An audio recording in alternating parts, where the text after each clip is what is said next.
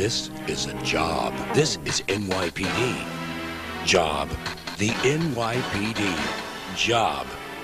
The NYPD. If you're 21 or over with 2 years of college or 2 years of active military service, join us now. Call 212-RECRUIT to become a New York City police officer. It's not just a job, it's the NYPD.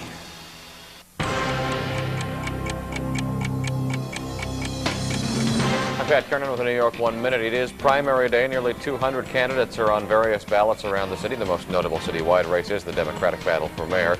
Recent polls have shown Mark Green and Fernando Ferrer in a dead heat. Alan Hevesy and Peter Vallone have lagged behind. On the Republican side, polls show Michael Bloomberg with a sizable lead over Herman Badillo. Other races include public advocate and controller. New York 1 will have coverage throughout the day and wall-to-wall coverage of the results tonight. A man and a woman have been hospitalized in Queens after being shot inside a parking garage. Police say they were involved in a fight and gunfire erupted. More insecticide spraying to combat the West Nile virus on Staten Island has been ordered. Aerial spraying scheduled for later this week. Teachers at 10 city Catholic high schools say they're ready to strike. They're looking for a pay increase and better benefits. And if you're a Knicks season ticket holder, opening night at the Garden could be special this year. Michael Jordan's all but confirmed a comeback. We will have more on our top stories. We'll also update the morning commute. But first, here's a check of the forecast. Humidity is low today, so we are going to escape the kind of rain that we saw yesterday. It'll be mostly sunny today, a high of 82. Clear skies tonight, mostly sunny tomorrow. We'll get up to 78. Turns mostly cloudy on Thursday, though. Chance of showers, 76 degrees. And much cooler Friday and Saturday. On Friday, partly sunny and 70 degrees. A high of only 69 on Saturday. Here in New York 1, you can get weather updates up to 12 times an hour. The campaigning, speeches, TV ads are over for the moment, although they may start up again tomorrow. But for now, it is the primary, and dozens of races citywide are at stake today. It is Election Day. New York 1's John Shumo begins our coverage this morning with the details about what's going on at the polls. John? Good morning, Pat. Certainly there is a lot at stake. Nearly 250 candidates are seeking office on this primary day. More than 35 council seats are up. The public advocate is up, the city controller up, and of course the mayor, the one race that's getting most of the attention. Also, 4 of the 5 borough president races also facing primaries today. We are here at the Asher Levy Pool and Recreation Center on the east side of Manhattan. As of 8 o'clock this morning, only 99 people had voted. Now, in this district, there are 2,700 eligible voters. The man running the show down here, the coordinator of this turnout here, said it's average to poor turnout so far this morning. And I've been speaking with voters outside this polling location, and yes, they're painting a very dismal picture of how the candidates inspired them during the course of this campaign season. The usual hollow promises, most of which they're not going to be able to keep, but we're going to try hard to help them. A skeptical voter. No, realistic voter. I mean, you can't have a great teacher in every classroom and do all the things they all promised. No one is saying anything that stands out. I mean, for me, my main concern is housing. I mean, our rent is going up. And for education, I just took my kid out of public school and I'm a teacher. So you add it up. I'm uninspired. I voted for mayor and I voted for controller and city advocate, but uninspired. And why is that? Because none of them have any charisma. None of them have any dynamics, and that's what I'm looking for. And you didn't find it? No, not in any of the candidates. But I'm here because it's my duty to vote. Of course, it is that man's duty to vote. You must be over 18 years of age. You must be a U.S. citizen. And, of course, you need to be registered in a party to vote today during the primary. I want to show you what the ballot looks like if you're going to go inside your voting booth. This is what you can expect to see. This is a uniform procedure throughout the 5 boroughs. First column, you'll see the Democratic candidates for mayor. Peter Vallone, Fernando Ferrer, Mark Green, Alan Hevesy, and George Spitz. Below that, you will then see the Democratic candidates for public advocate. And below that, down here, the Democratic candidates for comptroller. Up here in the second column will be your individual council district. We're here in Councilmanic District number 4. Each district, there are 51 of them, will have their own specific names listed here if indeed their district is up for this primary. The third and the fourth columns are for the delegates for judge, for the judicial convention. Now, are we in a Democratic city? I want to come over here and show you the little pink one here for the Republican candidates for mayor. There are only 2 of them. That's all you'll find on the Republican ballot. Of course, Mr. Michael Bloomberg and Mr. Herman Badillo. Pat, the polls opened at 6 this morning. They will be open until 9 tonight. So far, as the gentleman who is coordinating this effort down here at Asher Levy said, it is average to poor turnout. Of course, we'll be monitoring this all day long. For now, the reporting here from the east side of Manhattan, I'm John Schumo. Pat, let's go back to you in the newsroom. Okay, John, thank you. On their last big campaign swings, all of the candidates crisscrossed the city. Yesterday, Mark Green spent his final hours courting the black vote in Brooklyn and Harlem. Green focused on his likely runoff challenger, Fernando Ferrer, accusing Ferrer of changing positions on major issues. I simply commented on the fact that he was anti-choice and pro-death penalty in 1997, and happily has a different position in 2001. Green ended his day by dining with prospective voters at Junior's restaurant in Brooklyn. Fernando Ferrer looked to win support from the city's Jewish voters in his final campaign push. Ferrer reached out to the Satmar community in Williamsburg, Brooklyn, and received a blessing from their Grand Rebbe. The move was aimed to address criticism he's too focused on black and Latino voters. He's a very holy man. He's an eminent man, and I thought it was appropriate. I mean, look, if you're going to, if you wish and aspire to represent all of New York, this is a door on which you must knock. Ferrer ended his day at Local 1199 for a final pre-primary rally. Trailing in the polls, Alan Hevesy made his last campaign hours count. The city controller zeroed in on likely primary voters, including the elderly at a senior center in Manhattan. He also talked to parents in Carroll Gardens, Brooklyn. Hevesy says don't count him out just yet. The number of people saying we're for you was very, very encouraging. I believe we're going to win this race. I think we're getting in a runoff, and we're going to win this race.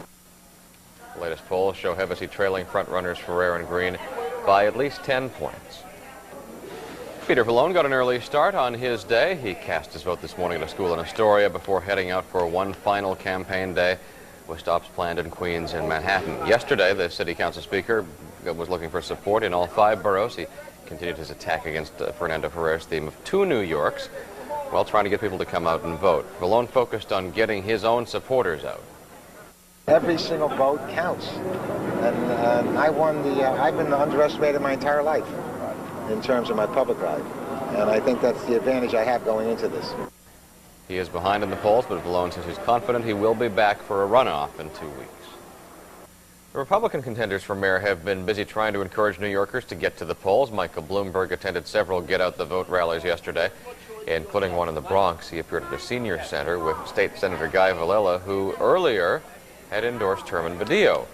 Bloomberg continued to defend himself on a booklet that critics charge attacks many different groups. Bloomberg maintains the whole thing was a joke. People said that that's what dirty politics is all about, and if it is, it is. There's nothing else I can say about it. I've never read it. I was given it 10 years ago as a gag, and probably never saw it after that day. Badillo made a final push for GOP voters in the party's stronghold of Staten Island yesterday. He also continued to hammer away at Bloomberg over the controversial booklet. I know as a lawyer that there's no confidentiality agreement that protects an employer from being racist and sexist and anti-gay. Recent polls show Badillo trailing Bloomberg among Republican voters by a wide margin. Much attention's focused on the mayor's race, but there are 2 other big citywide races. 7 candidates are vying for the Democratic nomination for public advocate. They are City Councilman Stephen DeVrienza, former Parks Commissioner Betsy Gottbaum, State Assemblyman Scott Stringer, Civil Liberties Advocate Norman Siegel, salsa singer Willie Colon, Councilwoman Catherine Freed, and speech pathologist Sheila Flaxman. 2 Democrats are competing for the post of city controller. former Board of Education President Bill Thompson and City Councilman Herb Berman.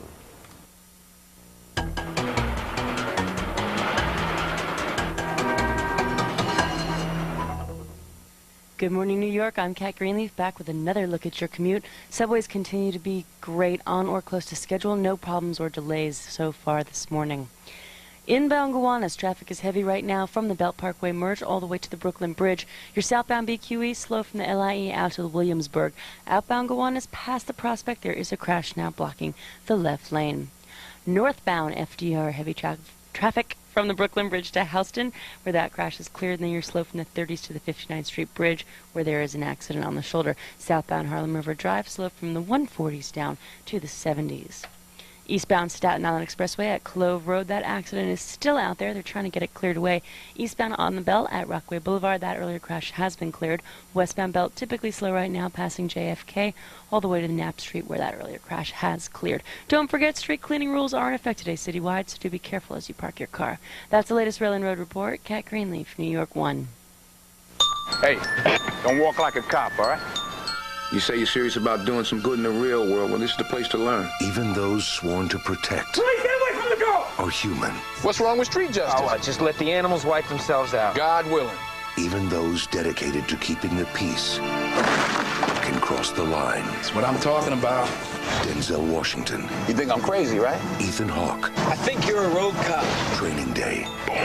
Rated R. Starts September 21st. For mayor, New York's teachers and tenants endorse Controller Alan Hevesy. Why? Career educator Alan Hevesy has the best education record and the plan to fix our schools. And tenants can count on him to save rent protection.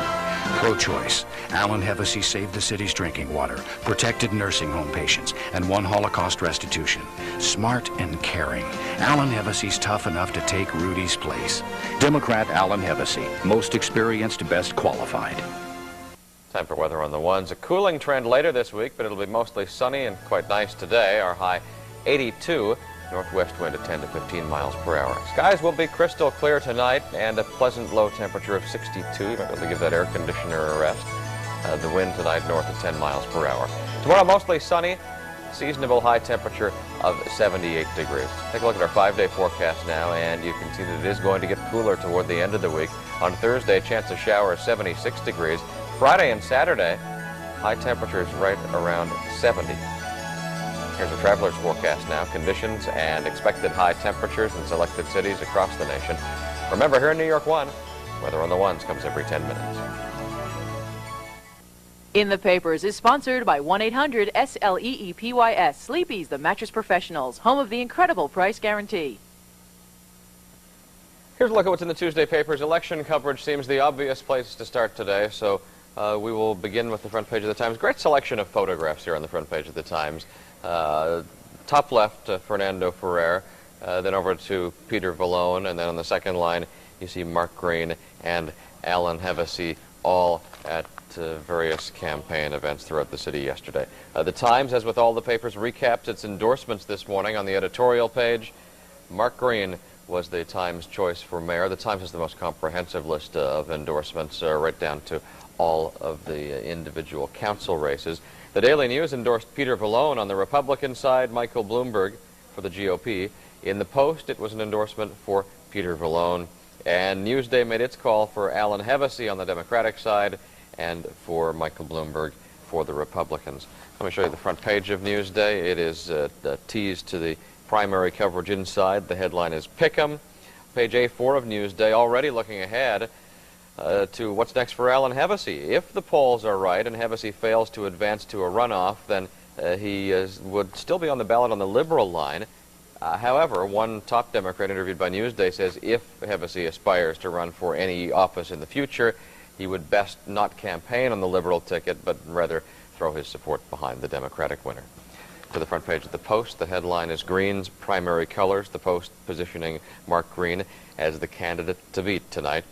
Interesting feature on page 5 of the Post. Photographer Tamara Beckwith lined up 8 residents of Cobble Hill for this shot, and all of them in the captions explain who they're going to vote for. 4 of them already decided, committed to Mark Green, 1 for Vallone, 1 for Hevesy, and 2 of the people in this photo undecided.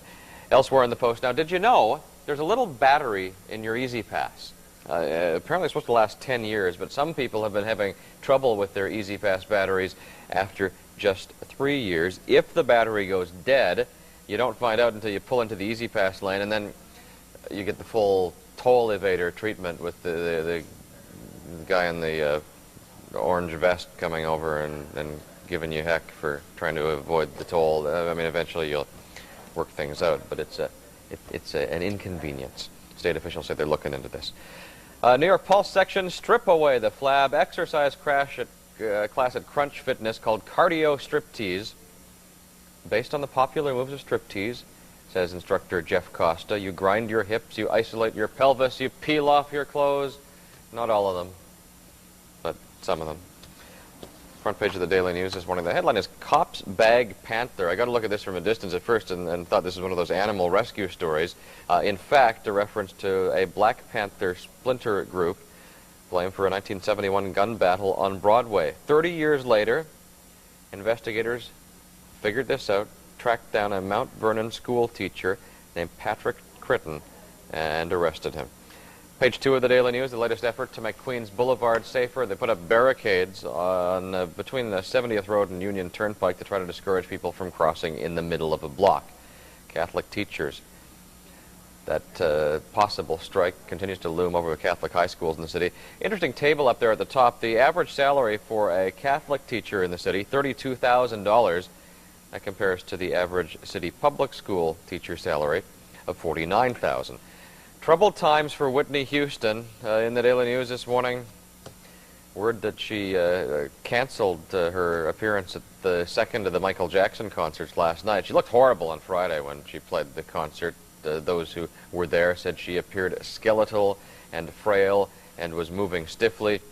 The Daily News cites sources close to Houston who say the problem is drugs and, more specifically, a refusal to do anything about it. To the New York Times now. On the front page of the Times, below the fold, is this story about a topic close to our hearts. Morning television and morning news in particular. A hot market, according to the Times. I could have told you that. The reason that morning news is so hot is changing demographics. The fact is people just don't have time to watch the evening news like they used to, but morning news tends to be a time when there are quality viewers available, and there isn't a lot on other channels, so they tend to find their way to news programs.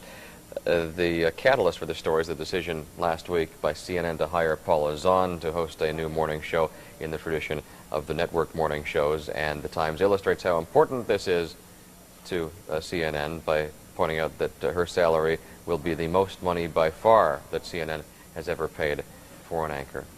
Reminder of our disclosure here that CNN, of course, is, as New York One is, part of the AOL Time Warner family. Also on the front page of the Times, school dress codes versus a sea of bare flesh.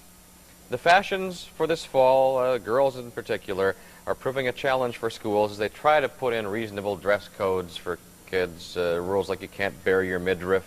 One school came up with you can't use spaghetti straps. You have to have straps that are 1.5 inches wide. And then girls started showing up in these one-shoulder tops, so then they had to amend the dress code again to say that your 1.5 inch straps have to be on both shoulders.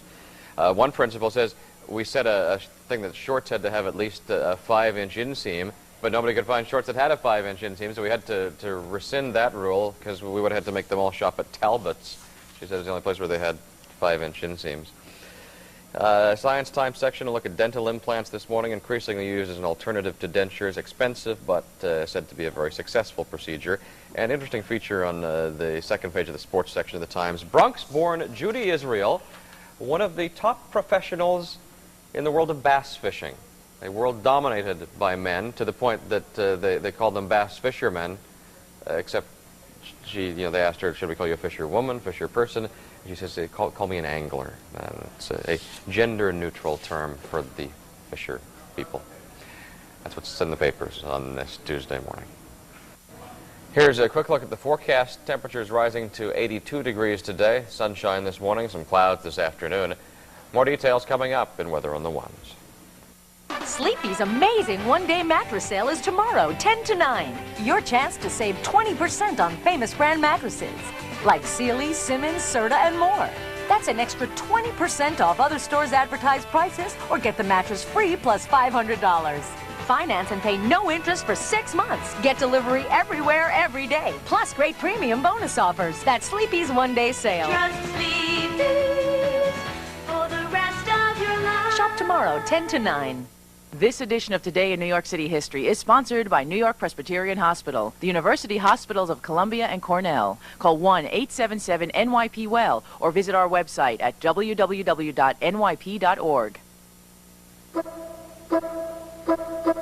On September 11th, in 1850, Jenny Lind, the singer dubbed the Swedish Nightingale, makes her American debut before a sellout crowd at Castle Garden. And in 1967, despite a temporary restraining order, city teachers go out on strike on the first day of the new school year. They stay out until September 29th. That's Today in New York City History.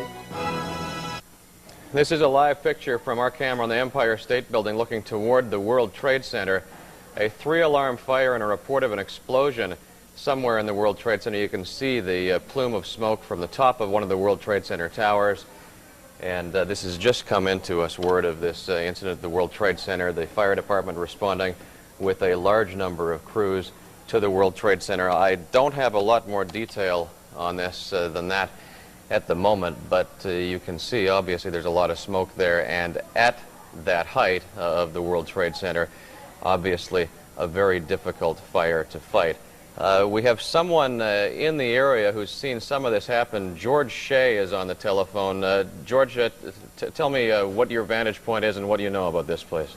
I'm on West Street, right out of the Brooklyn Battery Tunnel, and I was driving in, and I heard an enormous explosion. Then I heard another enormous explosion, and it scared me. I looked out the window, and an enormous tire, what appeared to be a tire, smashed down on the street in front of me, and I looked out, and there was an enormous amount of debris, and we were about 2 or 3 or 4 blocks down from the World Trade Center. If this is the northern building in the World Trade Center, there was an enormous amount of debris, and I yelled to the guy in the car, let me out, and I ran back. A gentleman next to me had been hit by debris, and it appears to be about 20 stories from the top on the west side of the northern World Trade Building, and it appears that an entire floor or two have been blown out, and it was the scariest thing I've ever seen. So Georgia, what's your location now? I mean, what can you see at this moment? I'm on West Street, facing north, about 4 or 5 blocks below the World Trade Towers, and I ran further down. And there's an enormous amount of smoke pouring out of the building. It appears to be on the west and south sides of the World Trade Tower. As I said, about 20 or 30 stories down. I don't know how many stories are in the building, but about 85 or 90% up the building. And if anybody was up there, it's going to be very, very scary because an enormous amount of damage. George, I want you to stay on the line with me because this is some important information for us, but I'm just getting word from our assignment desk that we have information that a plane has crashed into the side of the World Trade Center, and I do not know any more about what type of airplane it is or how this happened. George Shea, again, a witness who's been in the area and heard this explosion. George, would that be consistent with what you heard? It would only be speculation, but it would explain why a wheel crashed on West Street about 15 or 20 feet from the car that I was in. Otherwise, where would that wheel have come from? Because this is not anywhere near the ground. This is very, very far up in the air. So if that's true, it would appear that the wheel was thrown about 4 blocks south. And it's from my position, I can see on the south and west side of the building that there appears to be damage, and perhaps it actually struck the south portion of that building. Again, if you're just joining us, I'm on the phone with George Shea, who was traveling on the ground just out of the Brooklyn Battery Tunnel in the area of the World Trade Center when he heard an explosion, and George has been kind enough to call us with some of the information about this incident as we look at live pictures of the World Trade Center. An airplane crashing into the side of the World Trade Center. This happening, as far as I can tell, about 10 minutes ago, and live pictures from the scene. George, again, tell me, you saw a wheel drop to the street in front of you? It was absolutely shocking. You can imagine everybody was just sort of driving north on West Street below, up into Manhattan, and it was very sort of typical moderate traffic. And then suddenly there was an enormous explosion, and it appeared another explosion, if I recall correctly. And then literally I looked out, I wasn't certain what it was, and a wheel crashed onto the street about 10 or 15 feet from my the car that I was in, and it scared me to death. And I jumped out of the car. Everybody else was jumping out of cars and running south away from it, and there was additional debris sort of raining down, and it was very confusing, and I think everybody immediately assumed it was a bomb, and I couldn't reconcile why there would have been a wheel unless for some, it made no sense.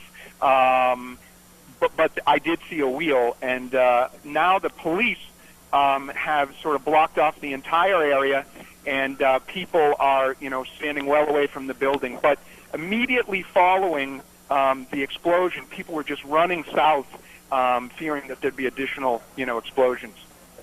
George, and again, if you can tell me your location, and are they now moving people out of the area? Is there some sort of evacuation in that area? Well, the police responded immediately. It was astounding, but I mean, they are now doing that. They've moved the cars out, and I'm at, right, sort of almost down to the bottom of Battery Park City. I can't see the street, but it's right where the Brooklyn Battery Tunnel empties out onto West Street, and it's about 5 blocks down from the World Trade Center.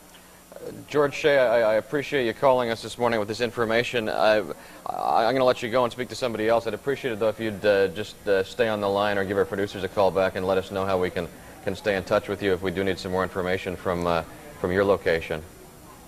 Very good. Thank you very much for calling us. Also on the line for us this morning, Steve Sterling, who was in the area as well and has called us with some information. Steve, can you hear me? Steve, are you there? All right, I was told that we had Steve Sterling. Steve, let me try once more. Are you with me? Yes, I am. Tell me what your location is and what you've seen. We're on Beach Street between Hudson and Greenwich, 6 floors up in a warehouse loft, and we're about 6 blocks north of the North Tower of the World Trade Center. Just so happens we have breakfast at this window which looks at the World Trade Centers, which is usually a pretty glorious sight. Now it's one of the most frightening things I've ever seen. But we were just sitting there and heard, what was obviously a very fast, very low flying aircraft. And I had just said to my wife, wow, that must be a military plane or something. Although it sounded like a propeller airplane, but you can see from where we're looking that you can see the exact imprint of the airplane. So when we looked up, we literally, at the very second, saw this plane just plow into the building, a huge plume of fire, which I assume was the fuel from the airplane. But if you look at the World Trade Center from our vantage point, you can actually just see a complete outline of an airplane making a left bank. Steve, do you have any idea what type of plane it was? Was it a large plane? No, I'm really guessing, but I would say it was a single-engine propeller plane. At first, I thought it was a jet, just because we could hear it from the north end of our building coming across. But it seemed like it must have been a very, very high-speed propeller plane because it just had the sound of that. But I really can't be sure. Now, but we were able to see, I mean, literally when we looked up, the huge plume of smoke, and then we could see the impact blew out the windows on the southwest corner. And the fire is now burning on floors above where the initial impact was, and it's coming up, all through the building. It's real. I still have chills. It's the most staggering sight I've ever seen, and I can't imagine what was going on, but that plane was really traveling at high speed. I mean, the only times we've ever heard aircraft fly over us like that are usually during some sort of, military exhibition on the Hudson River, but it was really going fast. And obviously very low. I mean, I don't know, what pictures you're seeing, but the World Trade Center is about 110 stories, and it's really only about a fourth of the way down from the top, so... Steve, stay with me here, and you said you weren't sure what pictures we're looking at. We've got quite a wide shot of the World Trade Center. It's the view from our camera at the Empire State Building. When I saw a closer shot a few moments ago, there is a tremendous amount of damage on two sides, almost as though the debris of the plane moved into the Trade Center tower from one side and literally sort of crashed out the other side. And the witness, where we're looking at it, you can see a hole. There's like it's literally the silhouette of a left banking airplane plugged through, and also if you see on the southwest corner of the building, when it hit, we saw actually either the pressure or the airplane, the impact of the airplane or momentum of it just blow out the other side. So we can't see the south-facing side. I can tell a lot of smoke's coming up, and we're actually zoomed in on our video camera shooting it now. But as soon as that thing hit, it was a huge fireball. I mean, bigger than the top of the building, and then everything was pushing out the other side of the building. And from where we look, I hope it's an optical illusion, but it really looks like the World Trade Center, the North Tower, is bending to the west, and certainly the debris that's pushing out from the west-facing wall is all the way up to the top of the building. Are you in any position, Steve, to see what sort of evacuation's going on there now?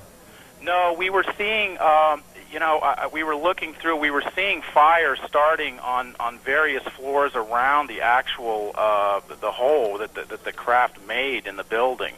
But we couldn't see any people or anything, but we saw tremendous debris from, just all kinds of bits of things just literally just burst out of the building once the fireball subsided. Again, I'm on the phone with Steve Sterling, one of several eyewitnesses who has called us after seeing this plane crash at the World Trade Center. Steve, are you still there? Yes. Let me ask you one more question before I let you go. We've been looking at shots of the north face of the World Trade Center, and I can see damage on the western-facing side of the building as well. Which side of the building was the initial impact on? On the north side. If you can see the north side, if you look to the lower section, you literally can see from lower left to upper right. If you can imagine it, it really, to us right here, looks like the impact of wings with a center fuselage. It's as if you drew the outline of a single-engine airplane onto the building. It looks like from here that it just plowed right in on a left banking turn. Steve Sterling, another of the eyewitnesses, has called us with information. Thank you very much for your comments, Steve. We appreciate it. Sure thing. World Trade Center, 110 stories tall, built in 1973. As you look down at the World Trade Center buildings, you see that it is one World Trade Center that is the one where the impact was. One World Trade Center is the one with the large television antenna on it.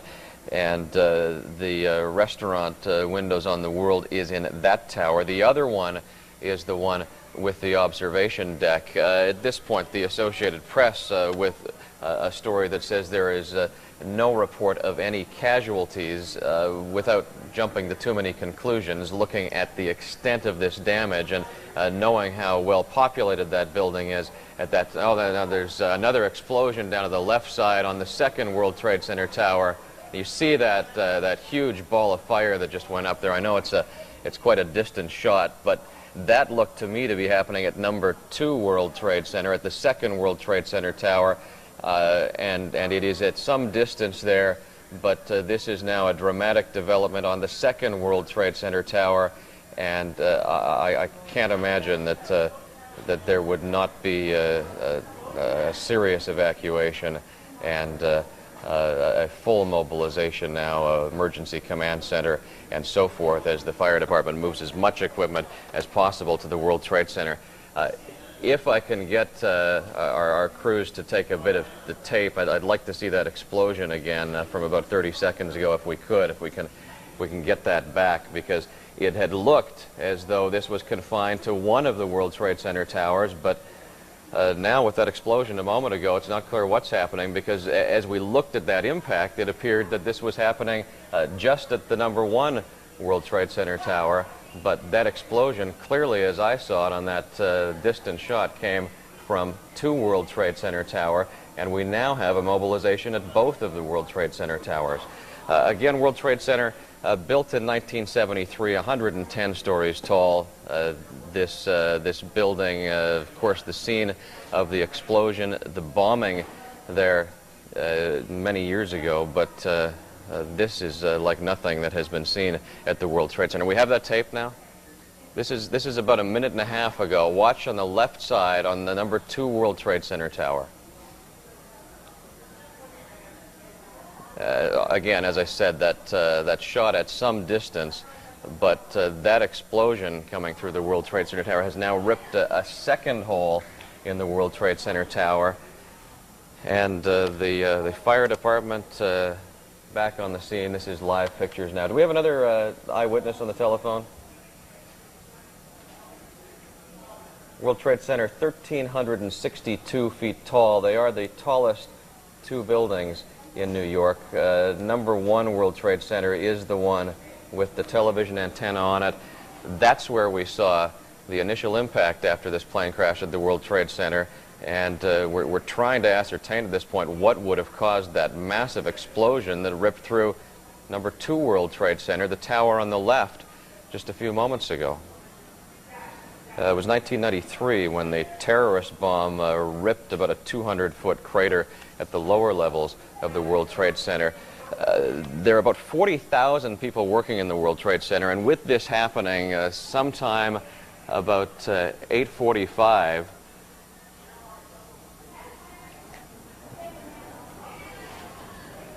okay, well, we may have an explanation now. I'm sorry, I'm just getting some information.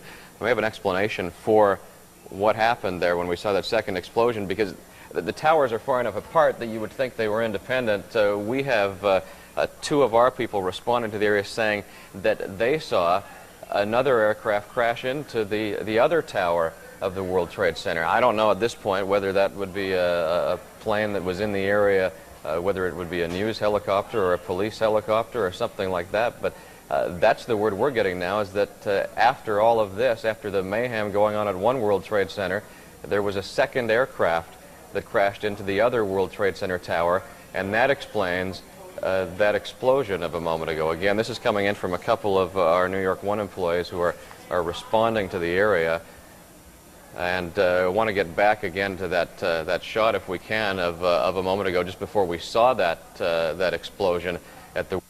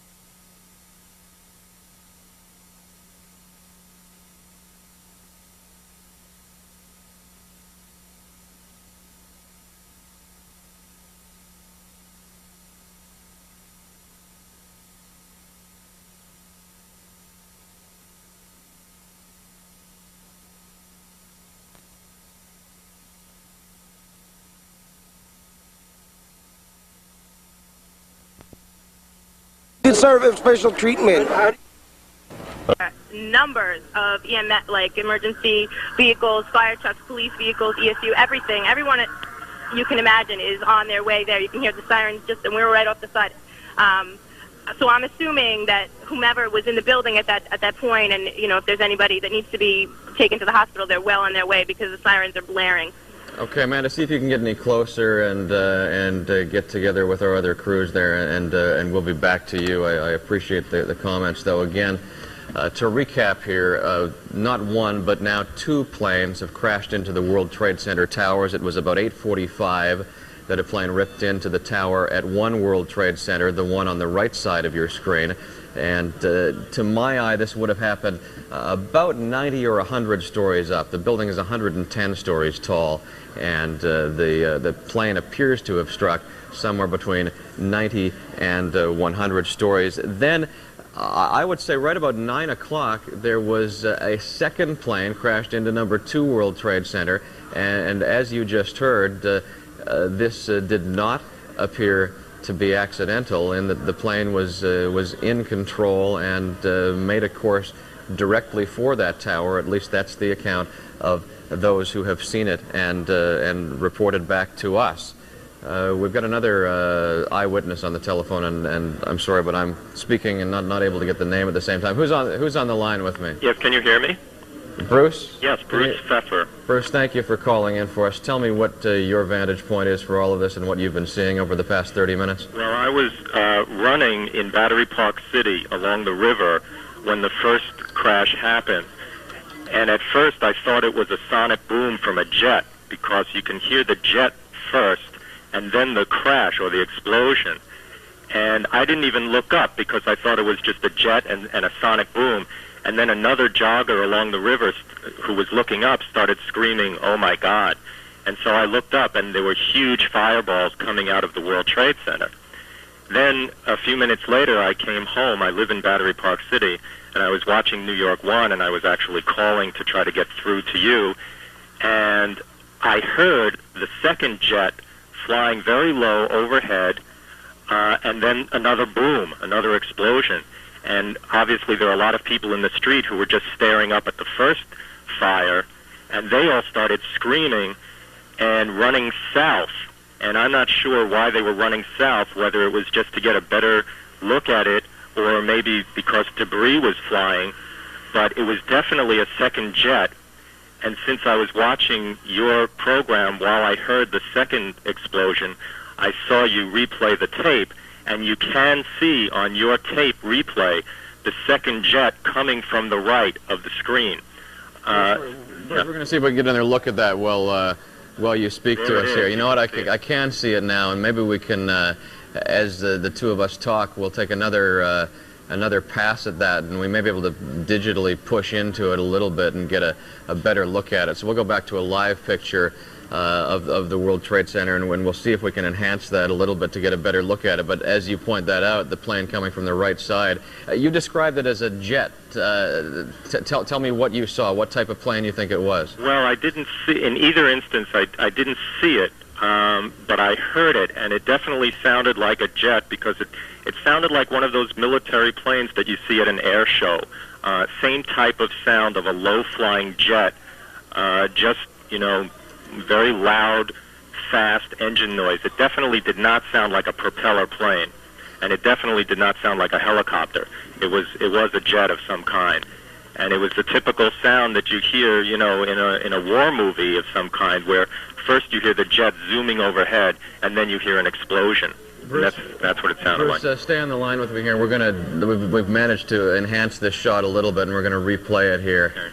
This is the shot of that second explosion. I see clearly that plane now approaching, passing the one tower, and there it is, impact to the second. So it may have been coming from Newark Airport, because Newark Airport is in that direction. Well, and in fact, now according to the Associated Press, the FBI is investigating a report of a plane hijacking just before this crash at the World Trade Center.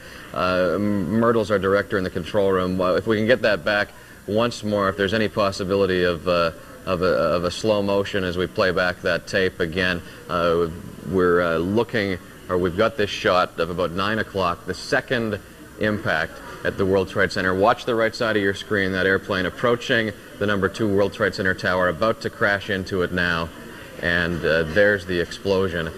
This happened about 9 o'clock this morning. Bruce Pfeffer on the telephone with me, who saw that happen. Bruce, 9 o'clock, is that about, did you look at the time of that second crash? Because I've lost track here now over the past few minutes. I can't be certain, but it was probably about 9:07 or something like that.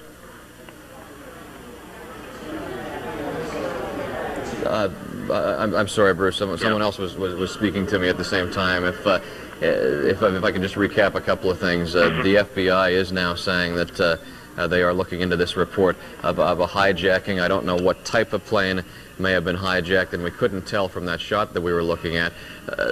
Bruce, did it appear to you as you heard that sound? I know it's difficult to tell, but was there any hint that there was engine trouble, or was it just a constant sound as you would hear a plane in normal flight? Yeah, in both cases, there was no hint of an engine, stuttering or any kind of backfiring or anything. It sounded, as I said earlier, it sounded as like the jets that you see at an air show, where they're just zooming overhead and at a low altitude. And in both cases, it just sounded like a continuous roaring of the engine, and then followed by an explosion. Bruce, as you are looking in the area now, what can you see? Well, I'm doing two things at once. I'm watching your program, and I'm looking out my window, and what my view is of a street in Battery Park City, and basically there are a lot of people milling around, looking up at the World Trade Center. There's a pretty clear view of the top of the towers, and people on cell phones, people with cameras, people just walking back and forth. Of course, there were a lot of people on their way to work. There were just about half an hour earlier, there were school buses leaving to take children to school. I don't see a lot of chaos in the street, but obviously it's a happening, and a lot of people are milling around and looking up at the towers. Okay, Bruce Pfeffer, we thank you for calling in with the information you've given us, and for your keen eye and seeing that second plane coming in from the right side of the screen. This is another live picture now, a helicopter picture. Again, we're looking here from the north, one World Trade Center on the right, two World Trade Center on the left. I believe I'm having trouble getting my orientation on this, but one World Trade Center is where the initial impact occurred, and then the second plane crash happened at two World Trade Center. We may be looking at this from the other side now. We are. This is south looking north, because you can see the Empire State Building in the distance there. So the two towers are reversed. In fact, the one on the left in this shot is one World Trade Center where the initial impact occurred, and two World Trade Center is on the right. And if we can one more time get that shot from just about 9 o'clock this morning, when we saw the second impact. And again, as we see that shot, you should watch the right side of your screen, because you'll actually be able to see that second plane coming in toward the World Trade Center. And though we can't draw the conclusion immediately as we see that shot of the plane coming in, it appears to be on a deliberate course. There doesn't appear to be a lot of effort to evade that. Are we going to be able to get that shot? All right, we'll try to get that shot up for you in just a moment. New York 1's John Schumo is on the phone with us now. John, what's your location, please? Pat, I'm actually in, of all places, on this interrupted election day in Betsy Gottbaum's election office. All cell phone service is completely out, and I was running up Battery Park and noticed an open window. I ran inside this window and join you now by phone. Absolutely stunned. This is one of the darkest days in our city's history. It is unbelievable. A sight I can't really imagine. John, give me a second here.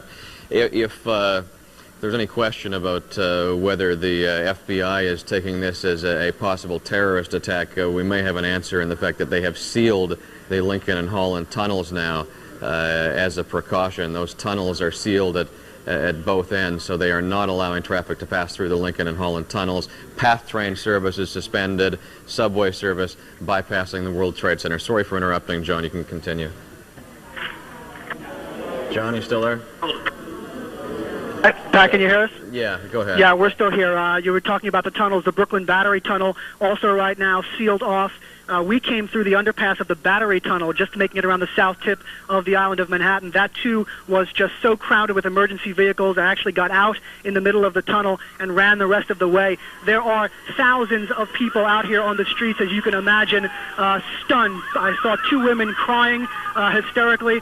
It is an absolute scene that you can't even imagine. There are thousands of people here at Battery Park City. I want to bring in right now, if we have the time, Jeffrey, I want to bring in a man who works here at the Public Advocates for Campaign office. I'm sorry, sir, you want to join us right now? We're live on New York 1. If you can just tell Pat Kiernan, our anchor, exactly what you saw while you were outside. Okay, I just had gotten out of the #1 train on Rector, and I noticed that the one tower was billowing smoke. And I was looking at it, and everyone was looking at it on the street, and all of a sudden I saw a blur on the other tower, and just a massive explosion, a fireball, and debris, glass, paper, shoes, just flew, and everyone on the street rushed, away from the World Trade Center because they thought probably there was other explosions. So that's what I saw. Apparently I saw the second plane hit the side of the World Trade Center and explode. Can you hear me, sir? Yes. Sorry, can you identify yourself for us? Sure, my name is Mark Benoit, and I'm Betsy Gotbaum's campaign manager. Mark, and what's your location relative to the Trade Center? We are on 50 West Street, which is about 3 blocks due south of the World Trade Center. Mark, again, obviously our thoughts at this point turn to the people who were in the World Trade Center and for the people who were below the World Trade Center towers, because there would have been a huge rush of people coming into work at the time this happened. What can you see of that emergency response at this point? Well, obviously you can hear the response now. There's every conceivable kind of emergency vehicle is now crowded the West Side Highway and West Street. Fire engines, police engines, ambulances. Everyone as of now has rushed away from the World Trade Center south, so it doesn't seem to be many people now coming down West Street. It seems it's just all the emergency vehicles going up West Street. So the response was immediate. And as you saw as you saw and heard the initial mayhem after that first plane impact. Yes, what happened? It would seem to me that what would happen there is that people would rush toward the building to aid those who were injured, and then that second impact would be all the more serious because of the number of people gathered. Yes, what the first impact did, it drew people out into the street and the surrounding area. In the second impact, when that happened, everyone rushed away from the building because there was showering debris everywhere. As far as where I got out, 3 blocks south, it was hitting the street where I was. A shoe, like 10 yards away from me, fell. All right. So I guess because of the force of the explosion. Mark, we're looking at a picture. I don't know whether it's coming from Staten Island or from the Jersey side. Looks like almost like we're down on Staten Island with that shot. But there's almost no face of the World Trade Center that doesn't have visible exterior damage. Can you tell how big a crater that is in the side of the building, or is the smoke obscuring that? No, actually, because the smoke is now blowing up now. When it first hit, it was hard to tell. Now it seems like it's hard for me to judge, using a floor count, like, 5, 10 floors. It looks like there's at least 10 to 20 floors of damage on the one impact. And Okay, Mark. There you are. Yeah, I'm just getting some more information here. I thank you for your My pleasure. Comments there, and I just want to pass on some additional information. We now have word from law enforcement sources that both of these airplanes striking the World Trade Center were flights that came out of Boston, and if I'm getting this information correctly, that both airplanes were hijacked out of Boston, flown to New York, and struck the side of the World Trade Center. The city now on high terrorist alert. Let me run through the list of some of what has happened. The MTA has shut down subway service or is bypassing subway service through the World Trade Center area. The lines affected there include the 1, 2, 3, 9, N, R, A, C, and E. As far as I know, subway service is still running. Otherwise, clearly there will be significant delays because almost every train that runs through the city at some point passes through Lower Manhattan. So that is going to have an impact on subway service. The Lincoln Tunnel is shut down. It has been sealed. The Holland Tunnel has been shut down and sealed. John Schumel told us the Brooklyn Battery Tunnel has been shut down and sealed. The FDR is shut down. The Triborough Bridge is closed, at least in one direction. No traffic's being allowed into Manhattan there. And at the moment, we have all three local airports shut down. Again, this is my conclusion that it's on a terrorist alert, but we have a lot of signs pointing to that, and it would be an appropriate precaution at this point that they shut down all three of the local airports. The pictures you're looking at here, my understanding is that we are looking at the southern face of the World Trade Center towers, and that is not where the impact occurred. The impact actually occurred on the other side of the World Trade Center towers, and again, I'll try to get some tape from earlier here to give you an idea of what developed here at about 8:45 this morning, the first explosion, and then we'll look at the tape from the second explosion happening at about 9 o'clock. Watch the right side of your screen. There's that airplane heading to the first World Trade Center tower, missing it, and then you see the impact to the number 2 World Trade Center tower, and that impact came 10 or 15 minutes after the initial impact at 1 World Trade Center. And as we were just discussing with Mark Benoit, who is in the area at the Betsy Gottbaum campaign office, there had been a tremendous response of emergency vehicles and people into the area in those moments leading up to that second crash, because they were responding to the first crash. And the initial reports, we didn't understand what had happened. It came in as a fire call at the World Trade Center, so it wasn't clear exactly what that was, or that there would be further danger. And we are now trying to ascertain the well-being of the thousands of people who would be in the World Trade Center buildings at that time. Of course, Wall Street firms, any number of businesses located there at the World Trade Center, the adjacent World Financial Center as well. 110 stories tall, about 40,000 people work in the World Trade Center. But the PATH trains move through the World Trade Center. 150,000 people pass through the World Trade Center on a daily basis. President Bush has advised reporters at the White House that he will be making a comment on this. Mayor Giuliani has scheduled a press conference, and as we said, New York City on terrorist alert at this point, with many precautions at airports, bridges, tunnels. There is a situation developing that the NYPD and FBI will be looking into, but the more immediate concern right now is the fire and ambulance response to the World Trade Center. We have on the telephone Gabe Sumner, who's been watching some of this unfold as well. Gabe, can you hear me? Yeah, I can hear you well. Please share with me what you've seen this morning.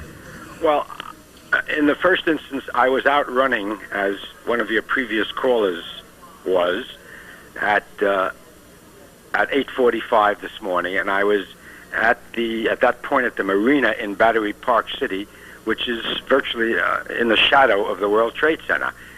And I heard clearly what was a sound barrier being broken sound.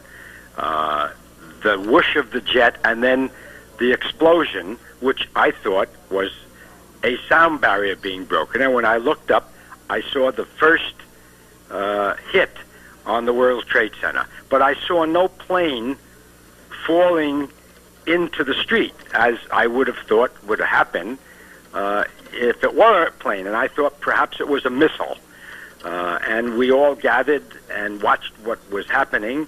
And then I came up to my apartment in Battery Park City, which overlooks the harbor. And I was watching your channel, listening to you, Pat, when what appeared to be directly over my building, there was a tremendous jet sound of a low-flying jet plane, and then a quarter of a second later, the second explosion at the World Trade Center. Gabe, let me have you pause for a moment because I want to repeat here, I'm getting more information on this. Out of Logan Airport in Boston, through law enforcement sources, New York 1 understands that 2 planes were hijacked. One was an American Airlines plane, one was a United Airlines plane. I'm seeing that President Bush is making some comments as well. If we can try to get that up on one of our satellite feeds, I'd like to go to President Bush and listen in if we can. Gabe, would the size of that airplane, would that be consistent with it being a commercial jetliner from what you saw? Gabe, are you still there? Hello? Yeah, Gabe, let me ask you again. We understand that it was 2 commercial planes hijacked out of Logan Airport in Boston. Is the size of that plane, a commercial plane, consistent with what you're hearing? No, it sounded to me like a smaller plane.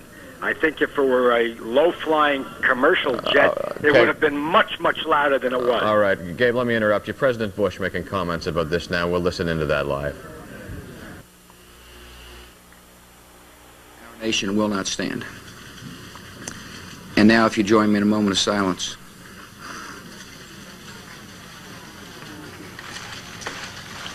May God bless the victims, their families, and America. Thank you very much.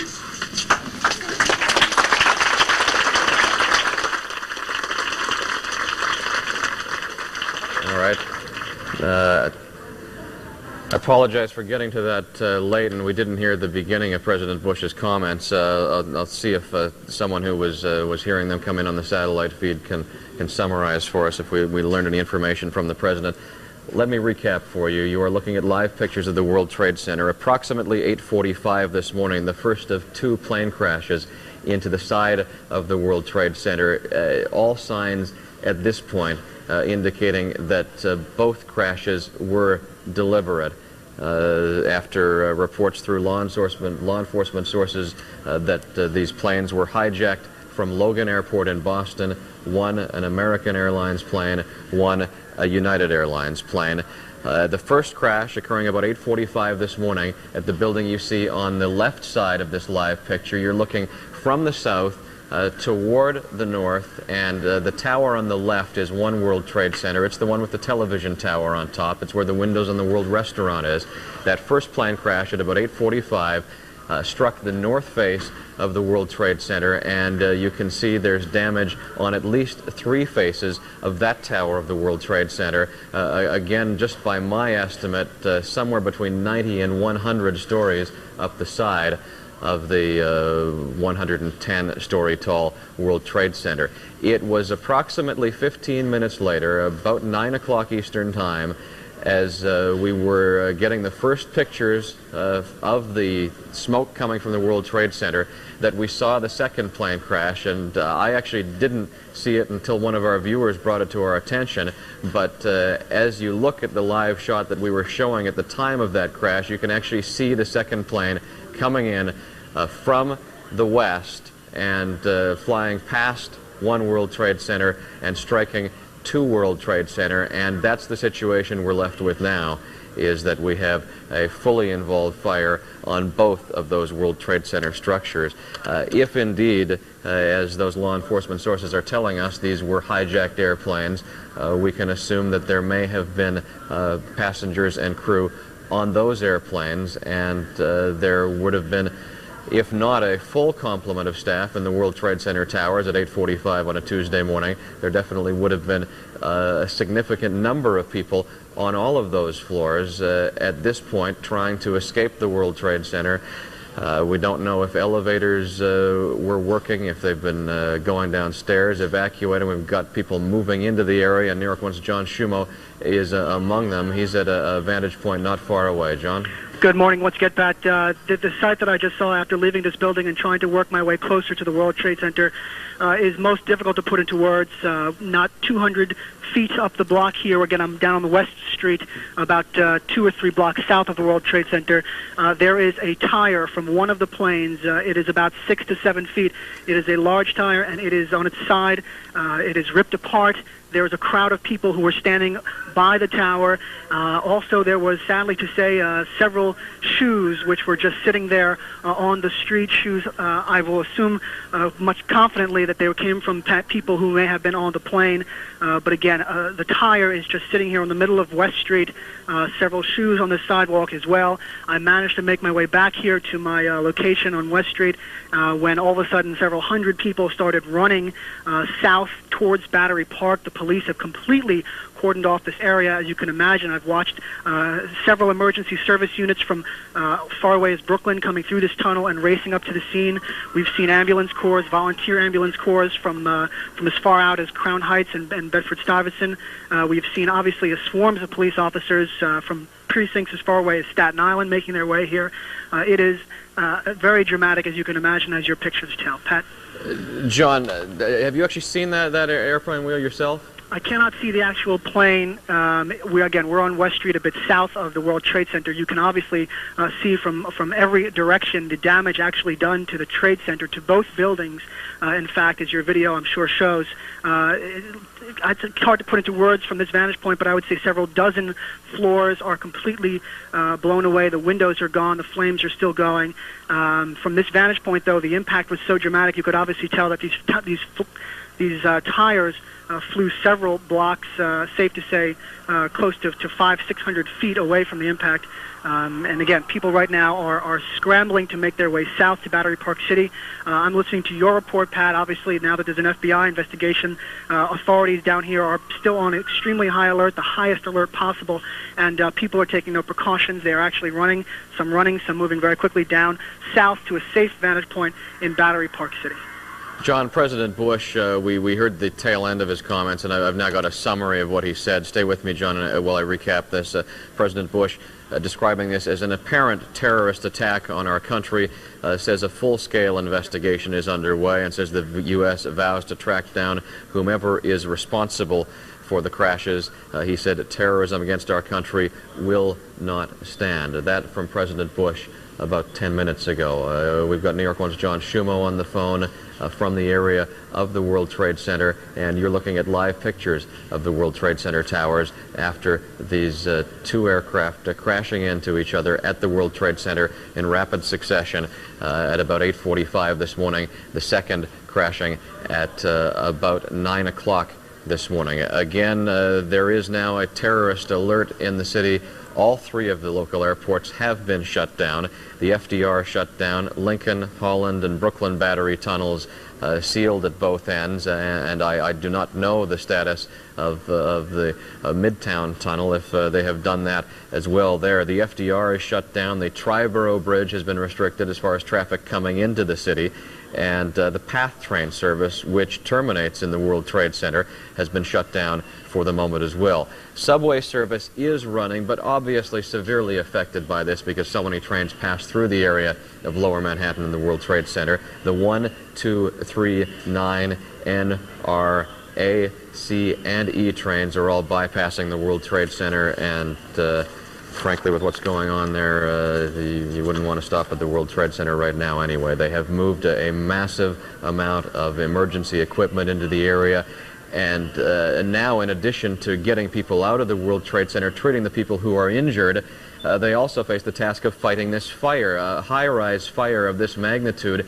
is extremely difficult to fight, particularly if it's fueled by all of that jet fuel that would have been on board these planes as they crashed into the World Trade Center. And they can shut down gas lines, they can shut down electrical lines, and so forth. These buildings are meant to be non-combustible, but when you do something like that, when an aircraft with that jet fuel crashes into the side of the building, that introduces a variable that was never accounted for in the design of these buildings, and that will be the focus for the fire department as they try to move equipment up there. But an extremely difficult fire to fight, and you have to ask the question now about structural damage to the World Trade Center towers, and whether we will see those towers occupied anytime in the years to come. 1945, when a twin-engine bomber crashed into the 79th floor of the Empire State Building, that was in dense fog. That was an accident. Clearly, they repaired the damage at the Empire State Building, and the building has not been entirely without incident, but the Empire State Building has withstood that plane crash. I have the statement from President Bush in front of me now. It was a brief statement that he made this morning after learning of the terrorist attack, or what he's calling an apparent terrorist attack at the World Trade Center. He said, "Today we have a national tragedy. 2 airplanes crashed into the World Trade Center in an apparent terrorist attack." He said, "I have spoken to the Vice President, the Governor of New York, the Director of the FBI, and I have ordered the full resources of the federal government to conduct a full-scale investigation into what happened and find those folks who committed this act. Terrorism against our nation will not stand." And the President followed that with a request for a moment of silence. As I said earlier, Mayor Giuliani has a press conference scheduled as well. And we will continue to follow all of these developments as we move our equipment as close to the scene as possible in order to bring you coverage of this. New York One producer Melissa Rabinovich is on the phone now. Melissa, please tell me where you were at the time this happened and what you're seeing now. Hi, Pat. I actually live on Fulton and Gold Street, which is, I would say, is about 4 blocks away from the World Trade Center. I was sleeping at the time when the first incident happened. The whole building shook. I didn't know what was going on, if it was a dream or something, and a big picture behind our bed kind of shook a little bit. And then I waited about 30 seconds, and when I stood up, there were people, hundreds, running away from the World Trade Center towards the South Street Seaport. And then I went out on my balcony where I can have full view of, I'm by the South Street Seaport. Now, above me is huge clouds of black smoke. We could see debris coming this way. And then when the second one happened, I was on the balcony. Again, the whole house shook, and you can see that red ball of smoke come this far. I mean, right now, at this time, there are still a lot of people coming this way towards South Street Seaport, a lot of them walking very fast. There are 3 payphones in my view across the street from me on Fulton Street, where I would say at least 20 people are online trying to make phone calls, trying to figure out where they're going to go. I also live across from the hospital, so of course, sirens every few seconds, and it just seems pretty scary over here. Stay with me for a moment. CNN now reporting that there is a report of a fire at the Pentagon, and I have no information than that, but clearly we'll look to see if there could be any sort of a link. Again, that's a CNN report of a fire at the Pentagon. Melissa, what are you seeing at this point as you look out in that area? What sort of activity can you see? Right now, I would say there are at least a few hundred people on the street. They're just all over. They're on the sidewalk. They're on the street. They're walking different ways. I live in a residential area. Across from me, all buildings are filled with people. Many of them have cameras. Other of them are just standing there gathering. One terrace across from me has at least 20 people, many of them in suits. On the ground, they're just crowds of people. There's actually a big crowd, a circle of people, about 50, in the middle of the street on the corner of Fulton and Gold. But they're all obviously away from the World Trade Center. Melissa, as we look back to February 26, 1993, the World Trade Center bombing, an explosion confined in the lower levels, in the parking areas, and the 200-foot wide crater took some time to repair, but that was a relatively unpopulated area of the World Trade Center, and we still saw scores of people streaming out of the World Trade Center with cuts and other injuries. It has to be a chaotic scene at the World Trade Center this morning after this happening. Is it clear to you whether they've set up some sort of a perimeter? Are they allowing people into the area? Right now, there are no cars coming through here. When the second one happened, there were still cars, and actually about 4 of them came to a halt. They didn't hit each other, and then some people, some NYPD people wearing, blue jackets came over and seemed to scatter everybody. Right now, there are no cars passing in front of me on Fulton and Gold, and just people are all over the streets. Melissa, I'm just getting more information from CNN on this fire at the Pentagon. They have now evacuated the Pentagon, so that is going on as well, and we're looking into this to determine exactly whether there is a link to this terrorist alert. And now CNN reporting that the White House has been evacuated as well. So the terrorist alert spreading from New York to Washington as well. President Bush made a comment about this approximately 15 minutes ago, and we want to listen in now. Excuse me, just before we get to the President, Associated Press now reporting an aircraft has crashed into the Pentagon. So now this is the third apparently deliberate air crash. The first two into the towers of the World Trade Center, the third crashing into the Pentagon, and the White House is being evacuated now. I'm seeing pictures of the smoke from the Pentagon on CNN, and I don't know if we can bring those pictures up, but for the moment we'll focus on, all right, let's take a look at this picture from Washington now.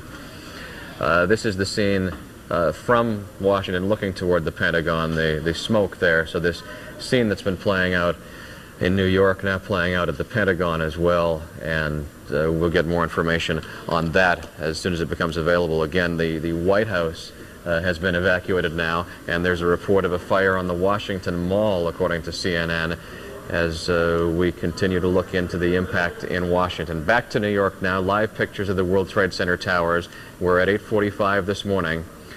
The first of two aircraft crashed into the Trade Center towers. We have been reporting for about the past 30 minutes through a law enforcement source that two airplanes were hijacked at Boston's Logan Airport, and it is believed that those are the airplanes that crashed into the World Trade Center towers. Our information said that one was a United airplane and one was an American Airlines plane. Another U.S. official telling the Associated Press that there was a transmission from one of these airplanes indicating that they had been hijacked, and that was the first word that authorities received, that there was something wrong, but clearly from what we've heard so far, no indication of what was about to happen. The exterior of the World Trade Center is a combination of concrete and structural steel, but an airplane moving at full speed, as you see here from these pictures, would puncture that structural steel, and the explosion that followed started a fire that continues to burn at the World Trade Center. We have the shot that we took at about 9 o'clock this morning, and I know we've got a lot of things going on in the control room, but if we can get that videotape again, it's from the opposite angle from what you're looking at right now with these live pictures. Watch the right side of your screen. You see that airplane moving toward the World Trade Center, and you'll see the impact there of that second explosion. And maybe we can look at that just once more. We'll go back to live pictures for a moment and see if we can set that shot up again. But when you see that videotape, it's quite chilling to watch the deliberate path of that airplane as it's headed toward the number 2 World Trade Center tower. And from that distance, it's difficult to get an assessment of how big an airplane it is, and that's some of the information that we expect will be coming out. Can we look at that tape once more? This is the videotape again. There's the aircraft on the right side, passing 1 World Trade Center and striking number 2 World Trade Center. Back to Washington, and the third of these apparently deliberate aircraft crashes there at the Pentagon. Approximately 15 minutes ago is when we received the first reports of this evacuation at the Pentagon, and now from the Associated Press on that, this was a large airliner crashing into the Pentagon, and there is a fire now at the Pentagon, smoke billowing.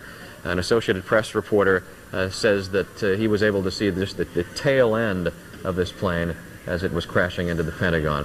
I tried a moment ago to play back that statement from President Bush from earlier this morning, and if we can get that, we'll let you hear what President Bush had to say. These comments from President Bush came 20 or 25 minutes ago. That was before this situation developed in Washington. At that point, he was unaware that there was a problem at the Pentagon, unaware of these evacuations at the White House, and the president at that point thought we were dealing with a twin terrorist attack in New York, but not this situation in Washington as well. President Bush's statement from approximately 25 minutes ago. Today we've had a national tragedy. 2 airplanes have crashed into the World Trade Center in an apparent terrorist attack on our country. I have spoken to the Vice President, to the Governor of New York, to the Director of the FBI, and have ordered that the full resources of the federal government go to help the victims and their families, and to conduct a full-scale investigation to hunt down and to find those folks who committed this act.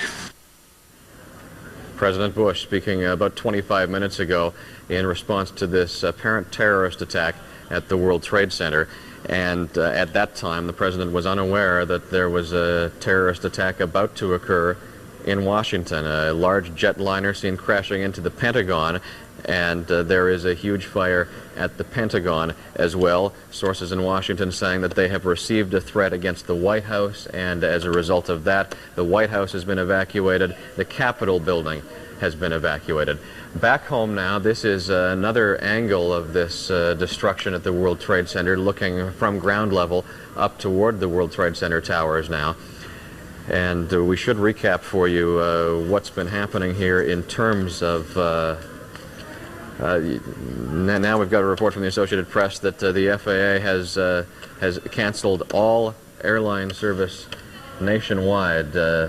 From the Associated Press, the FAA has closed down all flights nationwide as they try to determine this target of apparent terrorist activity and these hijackings of commercial airplanes. So it is not only just the 3 New York City airports, but commercial aviation service across the country, and all aircraft takeoffs have been suspended by the Federal Aviation Administration. That an unprecedented step taken by the FAA just a moment ago in the wake of this apparent deliberate and concerted effort to crash these airplanes into these buildings in New York and Washington.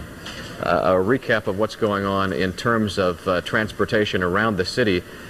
There has been a terrorist alert at the tunnels and bridges as well. The Lincoln Tunnel, the Holland Tunnel, the Brooklyn Battery Tunnel, all shut down. The PATH train terminates in the World Trade Center, and that has been shut down as well.